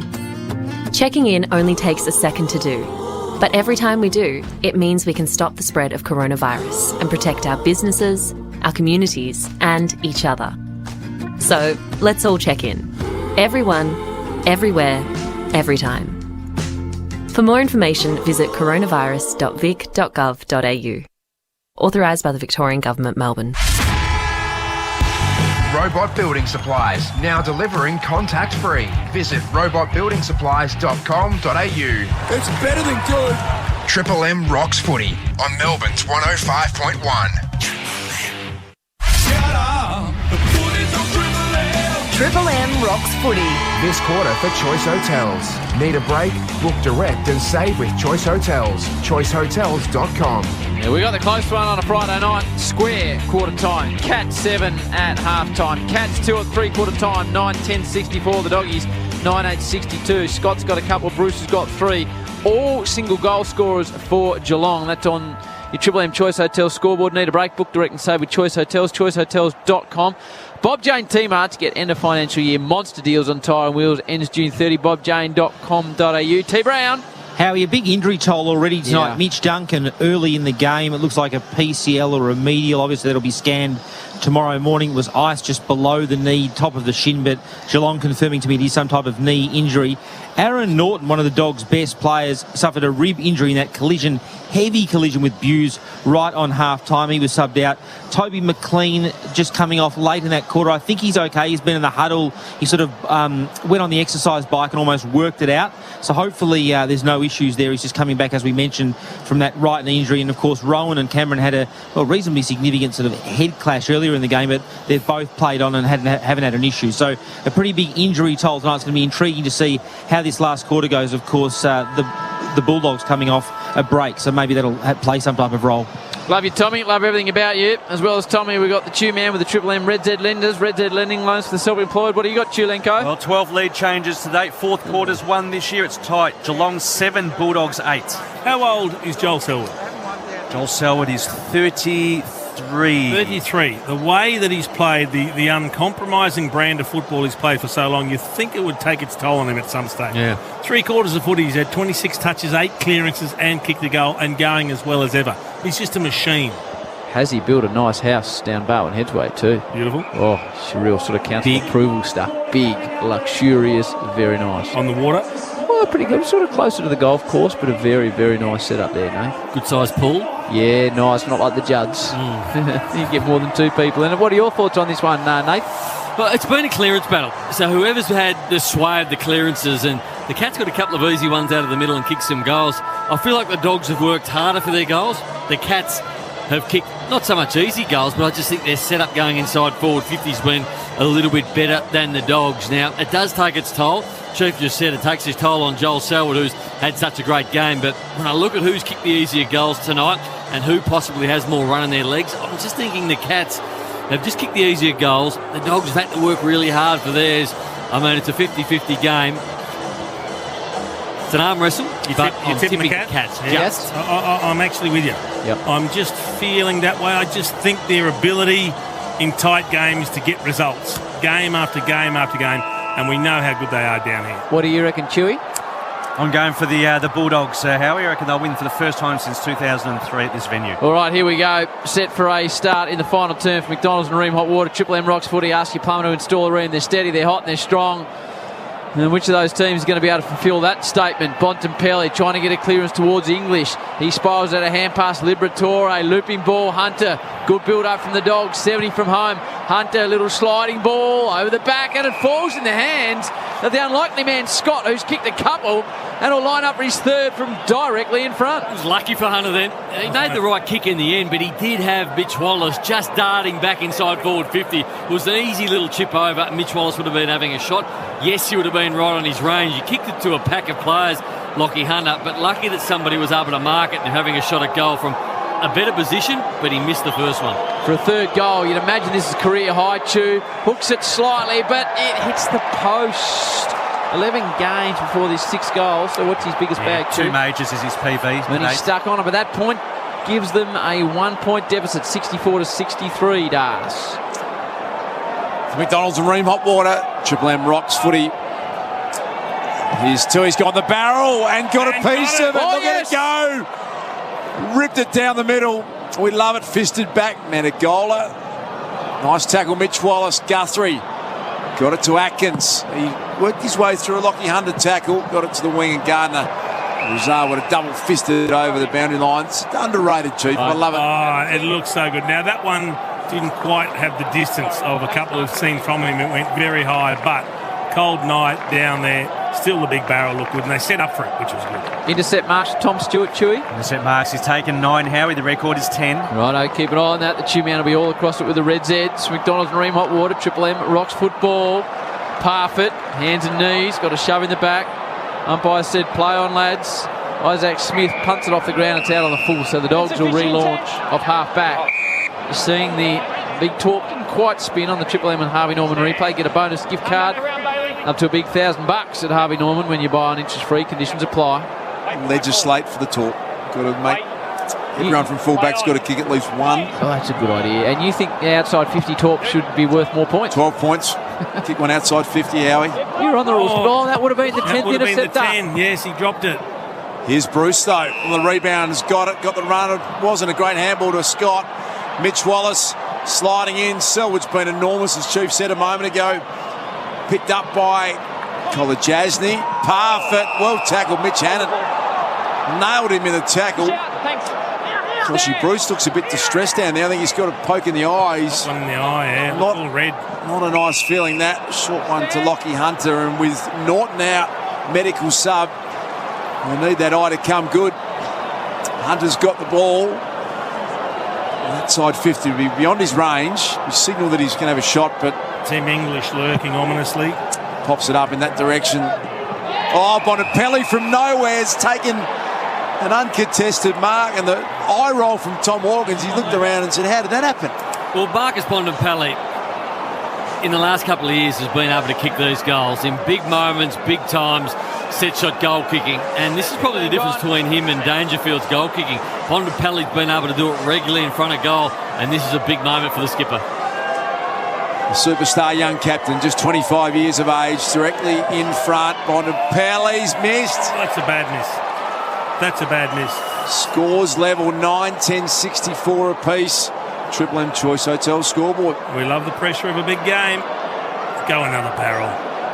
Just load up again. Tui. No, he drop punts it. Traditional style to the booze of the Chieftain. Menegola, another big game. Drives the ball forward. Big fist away from Keith, Rowan, Hawkins, who were both in the defensive zone in that last mark by Bontempelli, unusually. It's a clever kick from Hawkins, squaring ball. Mark not taken by Duray. Parfitt. Did he get a boot to it? Umpire says, let the boys go. Liberatore, 2 Reds Eds. 24. Run down in a tackle. It was Hunter. Somehow released it to Crozier. It took a long time to do that. Gee, they get some leniency at the moment. Yeah. And balls on the outer side. The great thing about that, Howie, is he took him on. It was a brilliant one-on-one tackle. Slung him to the ground, and he was still able to turn around, do the 360, and then get the ball out. Got to reward the really good tackles. Had insufficient intent there against Lockie Hunter. Here comes Higgins. He's a great timer of a front and centre. Sean Higgins picked that up beautifully. Parfitt, squaring kick. Where's Cameron? Where's Hawkins? Bulldogs free kick. Had his jumper. Against Zane Cordy. Yeah, you had his jumper. Clear flag. Zane Cordy would be pretty happy to get that. Always nervous when you get Tom Hawkins one-on-one. And oh, a short one. Oh, made you nervous. It was just a Liberatore. So Libba's got it for possession number 25. McRae leads the Dogs to 28. Smith to 26. Stewart 21, but 9 intercept marks, 1 short of the record. Oh, he flew again there, Stewart. Attacks the footy hard. He has been unbelievable tonight. Tui, little slider inboard, hits blitz halves. Wearing the number 46 for the Cats. He's got Menegola, chooses another option in Buse, the former pole vaulter. Centre half back, off one step, hangs it in the air, and it works out well to Smith. Under some serious heat from Cody Waitman. Isaac Smith's been huge tonight, Chewy. He has 27 disposals coming up, leading ball winner for the Cats. Very slow getting up. Called to play on. After that time, he's got change of direction kick to Henry. Stepped around Mitch Wallace. Pops it down the line. Taylor Duray flew for the mark. Got over the top of Joel Selwood. Joel Selwood filthy. How do you complain about him taking a mark? Go and take your kick. He accidentally stood on his leg. Selwood accidentally stood on Duray's leg too. And given it to Duray not happy about it. Big scrape marks down his shin. Some good verbal going on back there with Taylor Duray and Joel Selwood. Just one of those accidental. He's one of the greats at that, Joel Selwood. I don't reckon it was accidental. It's a Dermot accidental. Pretend accidental. Oh, Raiden Tallis style accidental. Had a bit of that about it. Bailey Smith marks on half back. It's a practice game, wasn't it? When Derm gave to Raiden Tallis. A little different though, because he looked down to find out where Radar's head was and then drove the studs in. Screwed the foot around to make sure he drove right in. Collingwood or Sydney at the time, Chief? Sydney. Okay. Mitch Wallace, a high wobbler inside 50. Henry's got to stand underneath an important ball. Oh, Stewart one-handed. Have a look at this man go. He's killing it. Stewart drives into the middle of the ground. Beautifully brought to the ground by Menegola. Advantage paid. Left foot ball. Out the back. Cameron hasn't been sighted since early doors. He's got in front of Keith. Jazz is going to kick his second. Does a job on Keith. And the Cats lead it by that goal, 70-64. Triple M Choice Hotel scoreboard. Need a break. Book direct and save with Choice Hotels, choicehotels.com. Chief, sometimes there's no substitute for class, but also pace. I mean, he was able to get on terms with Alex Keith, he's not slow, Alex Keith. All of a sudden just was able to bump him, but then go again, Jeremy Cameron, and he put 2 metres on him within 3 metres and was able to kick that goal. That was just genuine pace off the mark by Jeremy Cameron, and you can't beat that. And in actual fact, it was a really good kick from Menegola, who got himself in trouble by having a bounce and then had to hurriedly throw it on the left foot, but still got it. right over the top and to the side of the contest that was helping Jeremy Cameron. And in the air, I mean, let's be honest, he went past him like he was nailed to the ground. He's got some serious speed, Jeremy Cameron. Jason Dunstall, the chief. We've got Nate Brown, Seabass Super Special comment, 6-point lead to the Cats. Free kick Dangerfield's way. Against Liberatore. It's a big centre bounce. Clearance win. Danger just takes off, dumps it forward. Awkward ball. Couldn't be taken by Gardner. Bailey Williams played it really well, but his handball smothered by Blitzarves. Opened up for Darhouse, who pinballed his way out of trouble. Here comes Tom Atkins, kick around the body. That's his normal style. And he's kicked it out of bounds on the full, I think. He has. Needed to keep it simple and just pull it back into the corridor. Went the miracle goal. Triple M Seabus Super Special comments, delivering consistent long-term return for members. Seabus for all of us. That's Jason Dunstall, Nathan Brown. It's your Imran Khan, Madassan Azar style combination on a Friday night. Bailey Smith marks on his D50. I'll be Imran. Yeah. You remember Madassan Azar? Yeah. Chief, batted and bowled. Open both. Not easy to do. Mitch Wallace, driving ball to the outer side. And now Bontempelli strips it out of the contest to McLean. English tries to just measure a ball forward. Hunter didn't really take possession. It goes across the line. You get a free kick for holding. Geez, that was silly from Tui. He didn't need to do anything like that. I mean, the ball was going out. All he did was hold his ground, and he threw Hunter to the ground in a tackle after the ball had clearly spilled out. Liberatore wanted it short. Hunter's about 80 out from goal. He's going to place it down the line. Josh Bruce out the back. Bontempelli's been pushing forward a lot. Menegola has had some important touches in the game. Touch play on. Dangerfield could have been free kicked. The Cats work it out. Zach Tui punches it down the line. Pretty good Bulldogs defence. Back there, Taylor Duray has been involved in a lot of good play. Blitzarves, as Chief said, he just pops up wherever the Cats need him, and that was a good defensive mark. That was. He just worked English underneath the footy. 12 and a half minutes till she's all done. It was square at quarter time. Cats by 7 at the half. 2 at three-quarter time for the Pussycats. They currently lead it by 6 points. They've kicked the only goal of the turn through Cameron. Nice contested style operation by Radigalia. Dishes it to Tui. He bangs the ball down towards the attack 50. Dogs got the numbers. Duray was gutsy back with the flight. Keith looping hand pass. Ball to be won. Clever tap the way of the Dogs. Wallace. Now Bailey Williams. Here come the Western Bulldogs on the outer side through the little champ. Liberatore measures the ball. Kicks to space to Bruce. He's kicked free. 2 of them rippers. Handballs inboard. The Dogs go again through Johannesson. Sliding ball. Caleb Daniel will have a shot from 45. Is he in range, Brownie? I don't think so, Chief.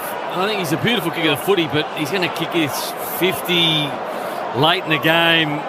Wet ball. I think he'd be right on his journey here. What do you like in front of the big sticks, C. Daniel? Pretty good, Howie. 13-3 from set shots. Okay.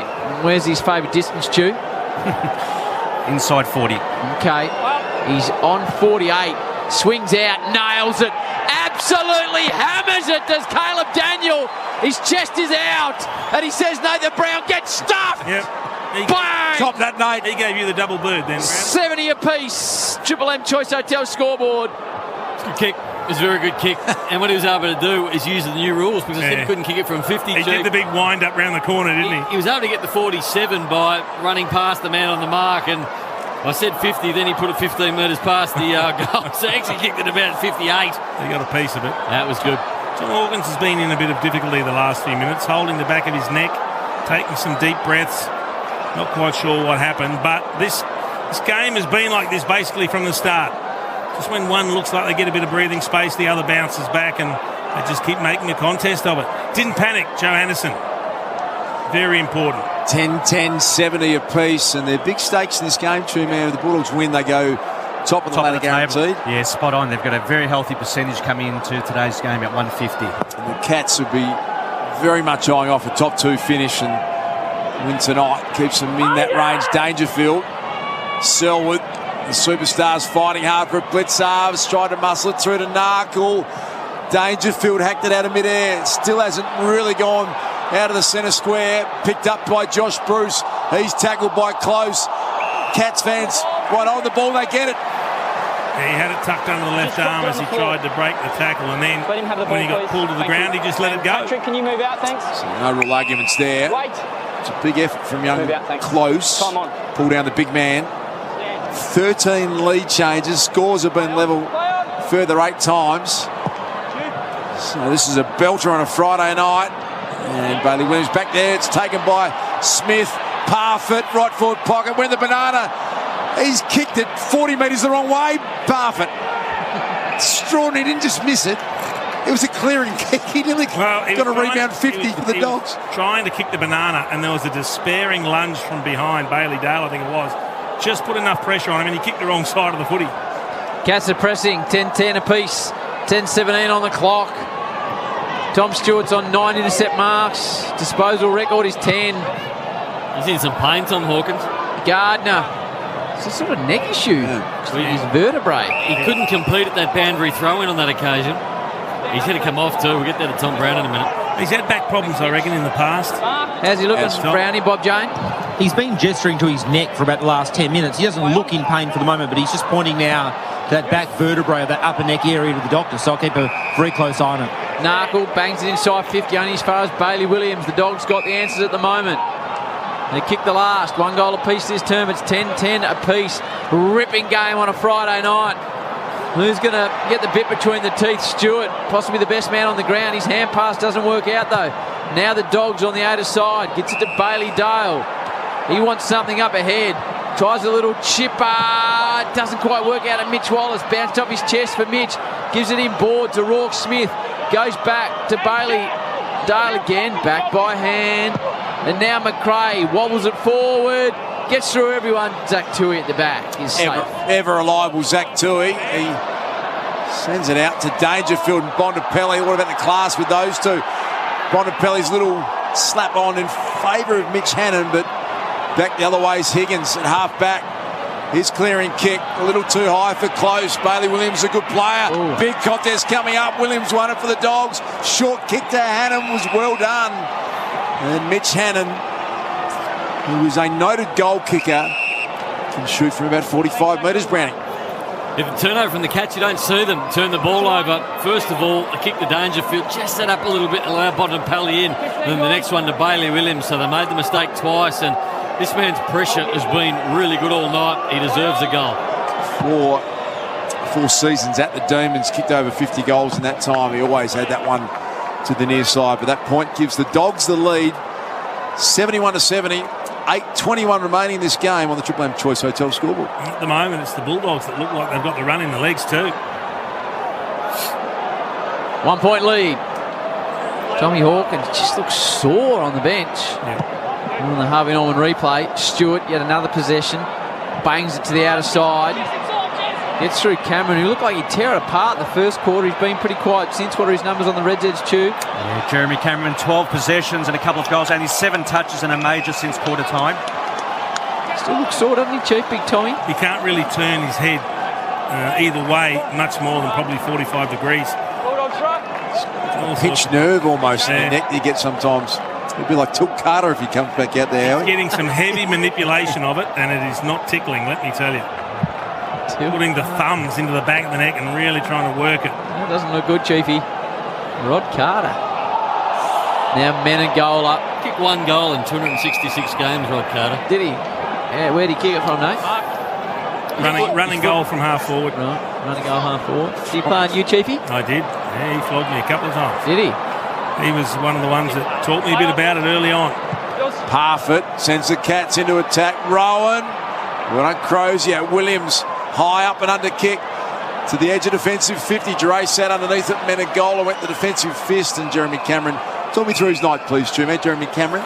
Jeremy Cameron for Red said Das 13 disposals, 3 marks, 2 goals, 2. He had 5 touches and kicked 1 goal, 1 at quarter time. G-Man on fire with the Res Ed, season number 20 for the Tube. Felt like we went through that. 2 times in a row. We'll just had Cameron stats in a minute. Spot on. So now Henry marks. He's got it right on the AFL logo. Been extraordinary for Nate tonight. He's up and about. He's just started talking 6 and hasn't stopped at 10. Radically, a big fly from behind. Falls to Higgins. Can't get it clear of the pack. Now does Parfitt. Boundary line wins out. It was the throw against Higgins. Passed it out. Free kicked away the Doggies. They lead by a point. 7 on the clock. It's good to come down to a half opportunity at either end, and who's good enough to take it. Let's not forget the Bullies missed a couple of regulation shots. He's got up. There it is. One, didn't he? It's 10. That's an equal record, along with Liam Jones, Stephen May and Daniel Talia. Tom Stewart got 6:45 remaining to do it. Tom Stewart, he's been enormous tonight. 10 intercept marks, 26 possession to go with it. We've got a marking opportunity inside 50 to the Cats. Menegola back there, slap forward. Dangerfield missed a couple of set shots. He owes them, bends it, bounces it, and scores a level with that point. 11-11 apiece. Triple M Choice Hotel scoreboard. I'm feeling an after siren operation here, Chokton. Really? Great game of footy. That's sort of match, isn't it? Yeah. Two sides that are very evenly matched too, Chief. Number one in forward 50, the Dogs. Number one when they win, the Cats in their defensive 50. So number one in clearances, the Dogs are number two. So this is always going to be a close game, and it's turning out to be that way. Daniel by hand, just a little bit too much on it. Liberatore's good to make up for it. Free kick advantage played to Caleb Daniel. Here's an opportunity for the Dogs through Hunter. Can he hit a target? He delays a hand pass. Not his best decision because he put his man Scott right under the pump, and O'Connor woofed him and got him. Bob Jane, Tommy Brown. Howie, some potentially good news as far as the Cats are concerned. There's no way the doctor will take any risk with a head or neck injury, and the doctor's gone to his respective position, and Hawkins is back on the bench. So he still looks like he's in a little bit of pain, but I don't think it's anything too serious for the moment, which is good news. Good news, Brownie. Good news with Aaron Norton, who's been out of the game. Tommy Brown reporting potentially some ribs with that. So at half forward for the Dogs, Liberatore, Selwood. How did Liberatore get out of that? It was a Houdini-like effort. Bonampelli with a kick forward. Bruce has got 3. Ground ball. Henry slapped the handball back, picked up by Rourke Smith, bending towards goal, hit the post. How many posters, Chu? Posters for Red Z, that's only the second one this evening. 1 point lead of the Dogs. Triple M Choice Hotel scoreboard. These are those half opportunities. Who's going to be able to kick that goal that gives them a little bit of breathing space? 1 point lead to the Dogs. We've got 5:28 on the clock. It's been tight all night, Chu. Lead changes. Lead changes. We've had 14. Scores have been level 9 times. Incredible numbers. I reckon if you get up 2 goals now, you're just about home. Yeah, I think you're right, Chiefy boy. Henry, he had the long sort of shaggy setup. Bangs it down to centre wing. Falls to Tui. Here's an opportunity for the Cats. Can he hit a target going forward? He can. Dangerfield immediately to Selwood. The big boys coming out to play. Selwood will be looking for his mate Hawkins, who's back on the ground. Drives it down that way now. Menegola! 40 out, no angle. It was the handball from Dangerfield that set that all up. Most players would take that contested mark on centre wing and not be able to move the ball on, go back over the mark, but what he did was just instinctively gave the handball to Joel Selwood. All of a sudden, you've got 30 metres in front of you to run, well done by Dangerfield. What I also liked was the kick from Selwood. He took his time looking at all the one-on-ones in the attacking 50. I reckon he thought Menegola on Bailey Smith, good option. Menegola for a second, no angle to speak of. 40 out to give his team a 5-point lead. Put it in your book. Catch back up. 11-11, 77. Ripping game. Dogs 10-12, 72. 5 points to the good of the Cats. That is all on your Triple M Choice Hotel scoreboard. Two-man, what does this effect have on the ladder this game? Well, for the Bulldogs, they're currently sitting on the live ladder. Second spot, 1 game behind the Demons. As Dar said, if they win tonight, they're on top of the table. But Geelong, they're pressing for the top 3 on the live ladder as we speak. They're only 1 game behind the Bulldogs, 2 behind the Demons. So they're currently sitting outright third. You feel like it's going to go right down to the wire, Chief. Dangerfield, a massive opportunity there. Get the ball out to Selwood. I agree with what you said about the kick. Have a look at his eyes darting around on the Triple M Harvey Norman replay screen, and he picked out the right contest, and the Cats go back in front. 4 minutes, 17 seconds. All important centre bounce coming up. Liberatore, McRae, Bonampelli. You got Selwood, you got Parfitt, you got Guthrie, and it'll be Blitzarves and Tim English. So which way will this go? Libber got the first hand on it. He went back and found it again to McRae under pressure. Scrambles the kick. It finds Hunter. Releases it to Bonampelli. So the Dogs set up inside 50. Not a great ball. Bonampelli Now we've got a ground level one. McLean scrambles a kick towards goal, and he got it. Toby McLean, welcome back to the big time. First game back, ACL injury, and that is a huge moment. Dogs by a point. Triple M Choice Hotel scoreboard. This is outstanding. It didn't look like they were in a position to kick a goal. He was just front and square. The ball came out. He was under pressure, just rolled it through a gap, and it skidded all the way through. This is just an unbelievable contest. Now, if they can get the next one, the Bulldogs, and make it 2 scores, that makes life really tough for the Cats. 17 lead changes, Nate.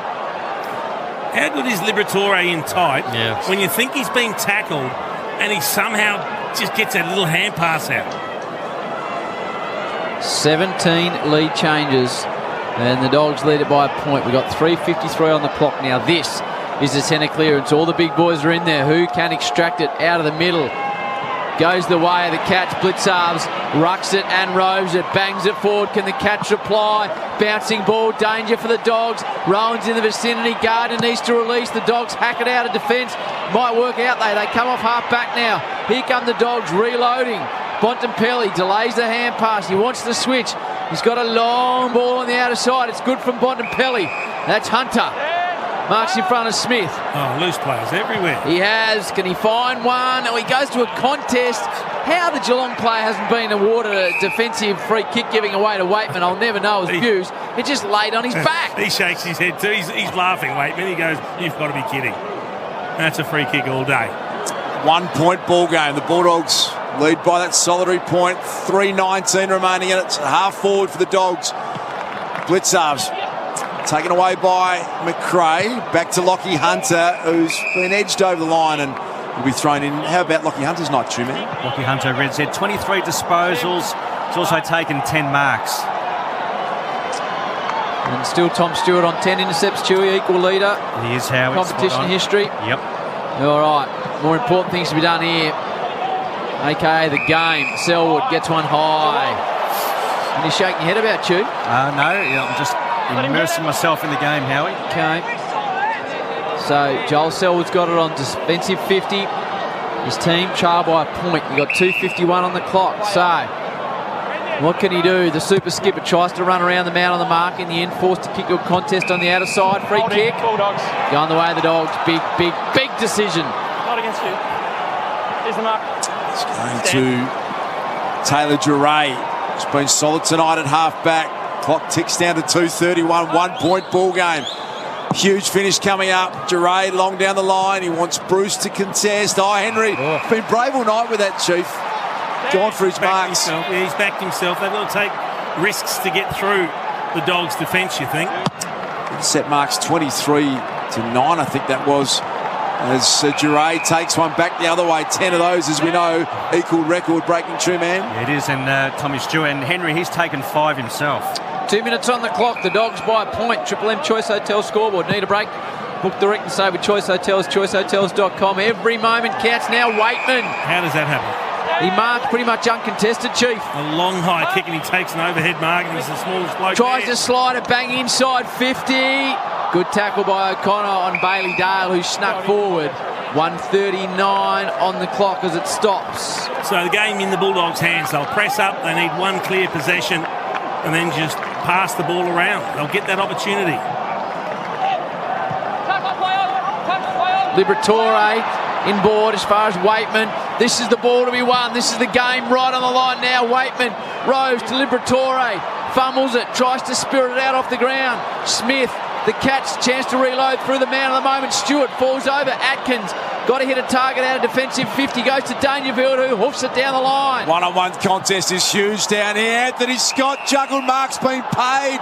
Chief, this is what you thought was going to be huge. If they could get clear possession, minute and 5, can they hang on to the ball, Chief? And both times the Cats have won possession. They've been forced to kick long down the line, and it hasn't worked. They've got to take risks. So Anthony Scott, you thought he might have the sideways kick that take a bit more time with the clock. He's had to go long down the line. Now Dangerfield, Selwood. How about the bravery? Slapped it forward. Big chance. Danger runs forward. Here come the Cats. Close out the back. Cordy's got to get back. Leads in the race. gets boots a ball, kicks it into the corridor, but it's all Geelong. Guthrie leads onto it, handballs it over the top. Can the Cats pinch it? They trail by a point. Kicks it in the direction of Rowan, and Gary Rowan's got the mark. 24 seconds. I think someone tipped it after the siren job, Howie. He's the best set shot in the comp, Duke, this man. Can he do it under the pressure? He's under right now. 12 seconds and counting. The siren's going to sound, and Gary Rowan, he can be the hero. Brownie said he's the best set shot kick in the comp. Or draw it. The Bulldogs have not won at this ground since round 16, 2003. A point will draw it. A goal, and Gary Rowan's a hero. 7,000 fans at GMHBA Stadium. Just don't do a sticks. Everyone behind this kick. Chiefs called a sticks, Kernahan. Gary Rowan, is he going to be the hero? And he'll bend back. Rowan's won the game. Gary Rowan's done it after the siren. The Cats fans go ballistic. And that is a massive win, Geelong. Chris Scott's going bananas. And it's taken a shot after the siren. Rowan is the hero. It was missing, right, isn't it? I thought it slewed off the side of the boot. It looked like it was going out in the full. Yes. And then it's come back. Well done, Gary Rowan.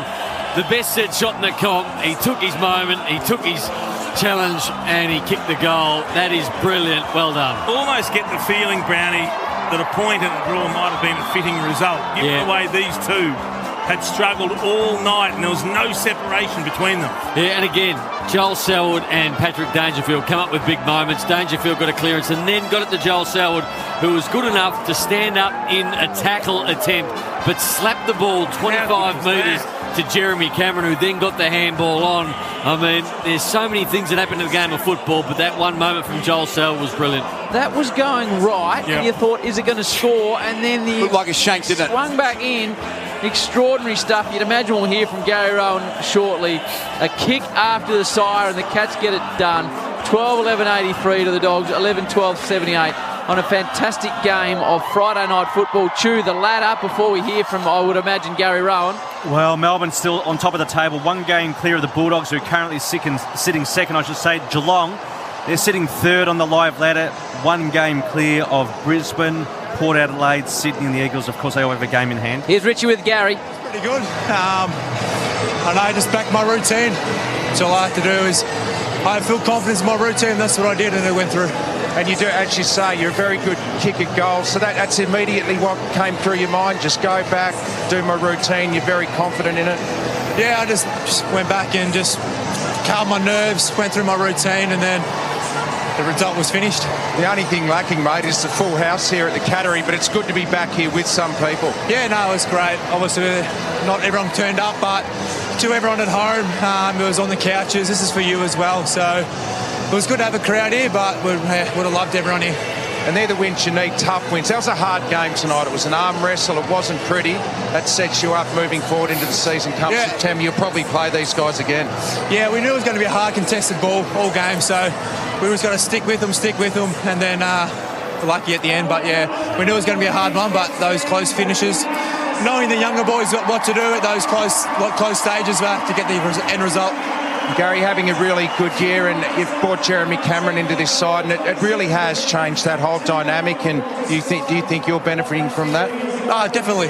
It's always good to have another Commonwealth medal and Jezza in here, but it's not just that. There's a lot of things as well that's making me play the way I am now, so I'm pretty happy. Well done, Gary, and enjoy that, mate. You deserve it. Thanks for Jack. Thanks much. Cheers. Thanks to Richo and Gary Rowan, courtesy of the 7 Network. Triple M Amy review. Amy, who covers clangers. Amy does. Lucky you're with Amy. The Triple M MVP award for Mongrel Boots. Mongrel Boots, comfy boots, built for long days on site. Who's got the MVP tonight? It's Nate. We'll get to that. He's Tommy Stewart, king of the intercept. It was good fun playing. Mate, you've had 10 intercept marks tonight. You just seem to have extreme confidence in yourself when the ball's in there. You're seeing it. and you're just going for it. Yeah, it's a product of the pressure up the field and the boys around me as well. Jack Henry played another awesome game tonight, so massive credit to him as well. But just a few stuck tonight. And they changed things around a bit, didn't they? In the third quarter, they got it a bit deeper. They won it around the contest, but got it in a bit deeper to ground level, and they tested you tonight. Yeah, they did. They're a super team. They've been thereabouts all year, and no doubt we'll see them later in the year. So a bit speechless, mate. That was unbelievable. Mate, now tell us, Gary Rowan, we know he's a beautiful shot at goal. You would have had real confidence that he was going to kick that. Yeah, I did, mate. I was 100 metres back there, just holding my breath, but I had 100% confidence in him.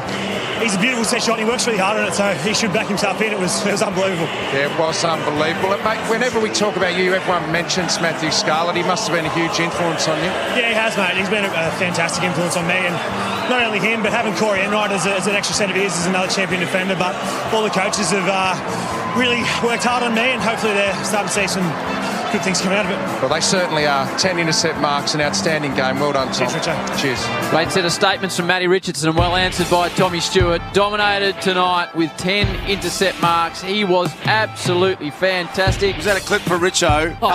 It's just a statement. There's some people Can't clip Richo. in our world who are untouchable. He made a serious statement. Nicest bloke ever, Richard. No one. He's untouchable, Richo. He's a great bloke. You've got to hit his. No one touches Richo. And he you made clip him, serious Richo. statements. Jeez. Great series of statements. He does a magnificent job. What about Gary Rowan? He's on fire. And the Cats get the job done in the end by 5 points. McDonald's Marine Hot Water. Triple M Rocks Footy. That quarter for Choice Hotels. Need a break? Book direct and save with Choice Hotels. ChoiceHotels.com. For Ream Hot Water. Triple M Rocks Footy. Ask your plumber to install a Ream. Steady, hot and strong. Triple M is your home of rock, sport and comedy. And tomorrow, we're rockin' footy. Shut up! The footy's on Triple M! Just like on the footy field, Triple M's Saturday Rub knows the importance of starting on time. Saturday, we've got to all be here at 11 a.m. Yes. Who, the only person who wasn't here? You. Me. You fat Join the Temper Mattress call team tomorrow from noon for the Suns and Power. For Ream Hot Water and McDonald's, Triple M rocks footy. Business pressures, tax, cash flow, competitors, loan commitments. Not much fun left, is there? I'm Simone from Your Business Angels. There's no shame in admitting you need help. We can solve many of your business issues so you can start enjoying your business again. After all, you're in business to improve your life, not suffer in silence. Solve these nagging business issues and call Your Business Angels on 98982559. That's 98982559. Repair the past and rescue the future. Steel Solutions, Houston speaking. Houston, we have a problem. Okay, what's happened? I need some steel cut in different lengths and sizes, and I need it now to finish off this job. Not a problem, mate. You can pick it up or have it delivered. And if you order $300 or more, we'll deliver it for free anywhere up to 40 k's from the city. Houston, we don't have a problem anymore. Well, that's kind of why they call us Steel Solutions. Steel Solutions. The steel you need when you need it. Sunshine, Bayswater and Springvale. steelsolutions.com.au. This month is a free-for-all on KO Freebies. An epic amount of live sport and shows, all free. No credit card, no brainer. KO Freebies at kosports.com.au. Great business starts when you're in control. With the Optus Business Connect plan, get up to 8 SIMs and up to 300 gig of data, all on one simple plan. Great business starts with yes. Explore the Optus Business Connect plan in-store or online today. T's and C's apply. So Dave, I've invested in some fridge magnets to drum up job leads for our business. It was just a minimum order of 1,000 magnets and a 1 month's wait and a couple of $1,000 cost. Now I've just got to go around and put them in letterboxes. Or you could just use the High Pages app. It brings the job leads that are right for us. So all you need to do is tap to accept. See? There's another one. Work smarter, not harder. List your business on High Pages and change the way you tradie. That joy when you get rewarded for barely lifting a finger or a paw. Like my sausage dog, Snags. He gets treats just sitting there licking himself. And now he's chilling on the couch. That's how it feels banking with My State Bank's Bonus Saver account. Deposit $20 a month and make 5 eligible transactions to access the bonus rate.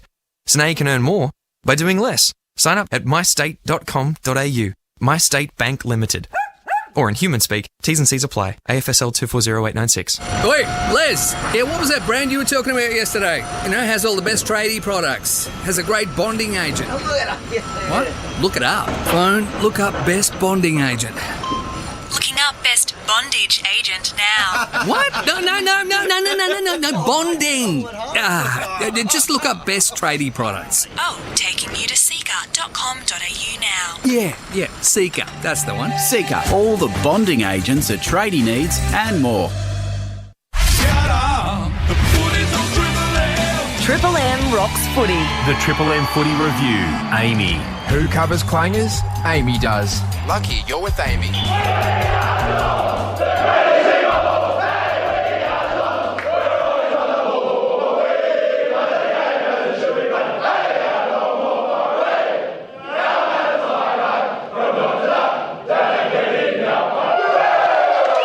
The Cats and Gary Rowan. Great series of replays on the Triple M Harvey Norman replay screen. Well done by 7. They got Billy Brownless going off the crowd. Chris Scott going off his chops in the box with Gary Rowan kicking one after the siren. Who would have picked that?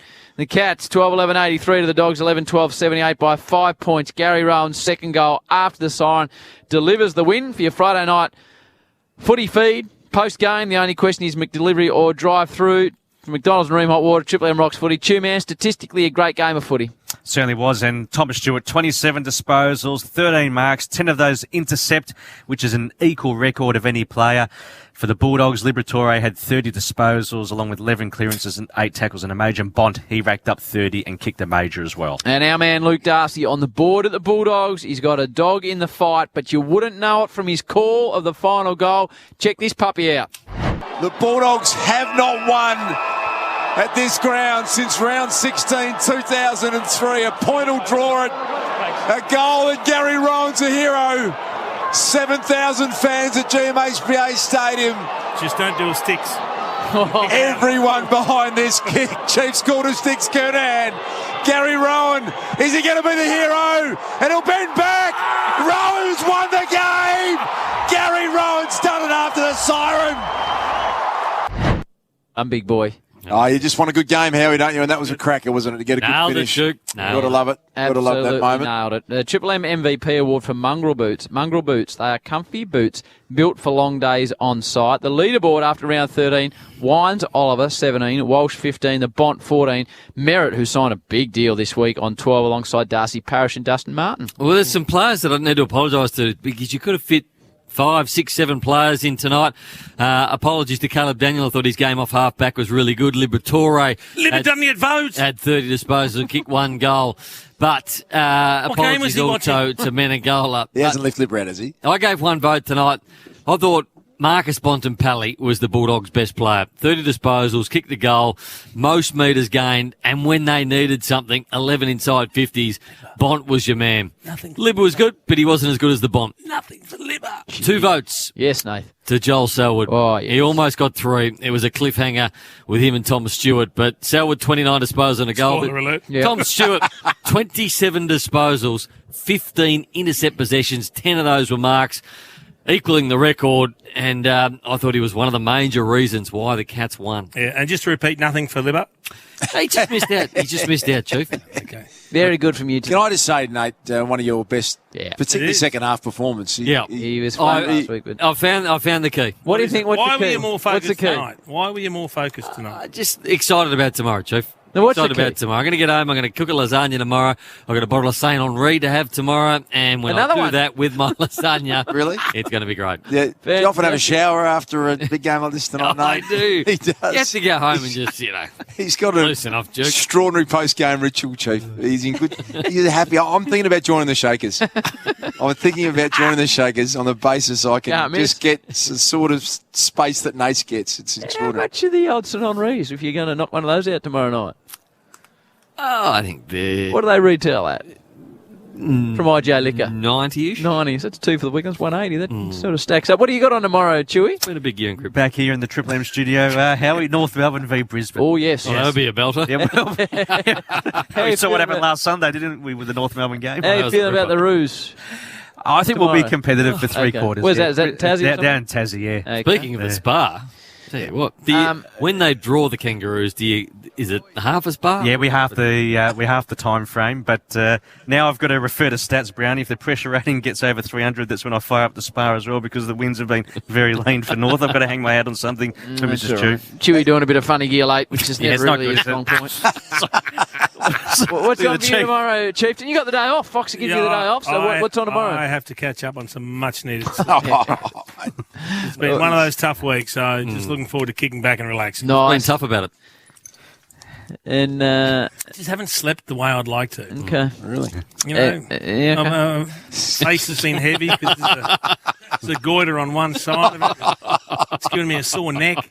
It's giving us a lot of joy. What about, I texted him when I was sitting in the studio and they hadn't got here yet. I said, don't mention the thing on Chief's cheek. I want to bring it up. He loved it, mate. What about you? You watching young Sam tomorrow? I'll be off to the footy tomorrow, Howie. Looking forward to that. And you're calling tomorrow night? I'll be doing GWS tomorrow. They play Is it all about Sam? Do you give the other kids any time at all?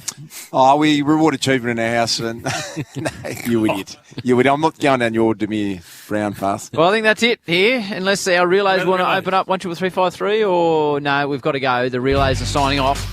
And it's Gary Rohan, the star, with a kick after the siren from the pocket from 40 to give the Cats a 5-point win. 12-11-83, the Dogs 11-12-78. Whatever you do, stay safe. Give your mum a hug. Listen to the Howie games. Have a great Friday night from McDonald's and Red Hot Water. Triple M Rocks Footy.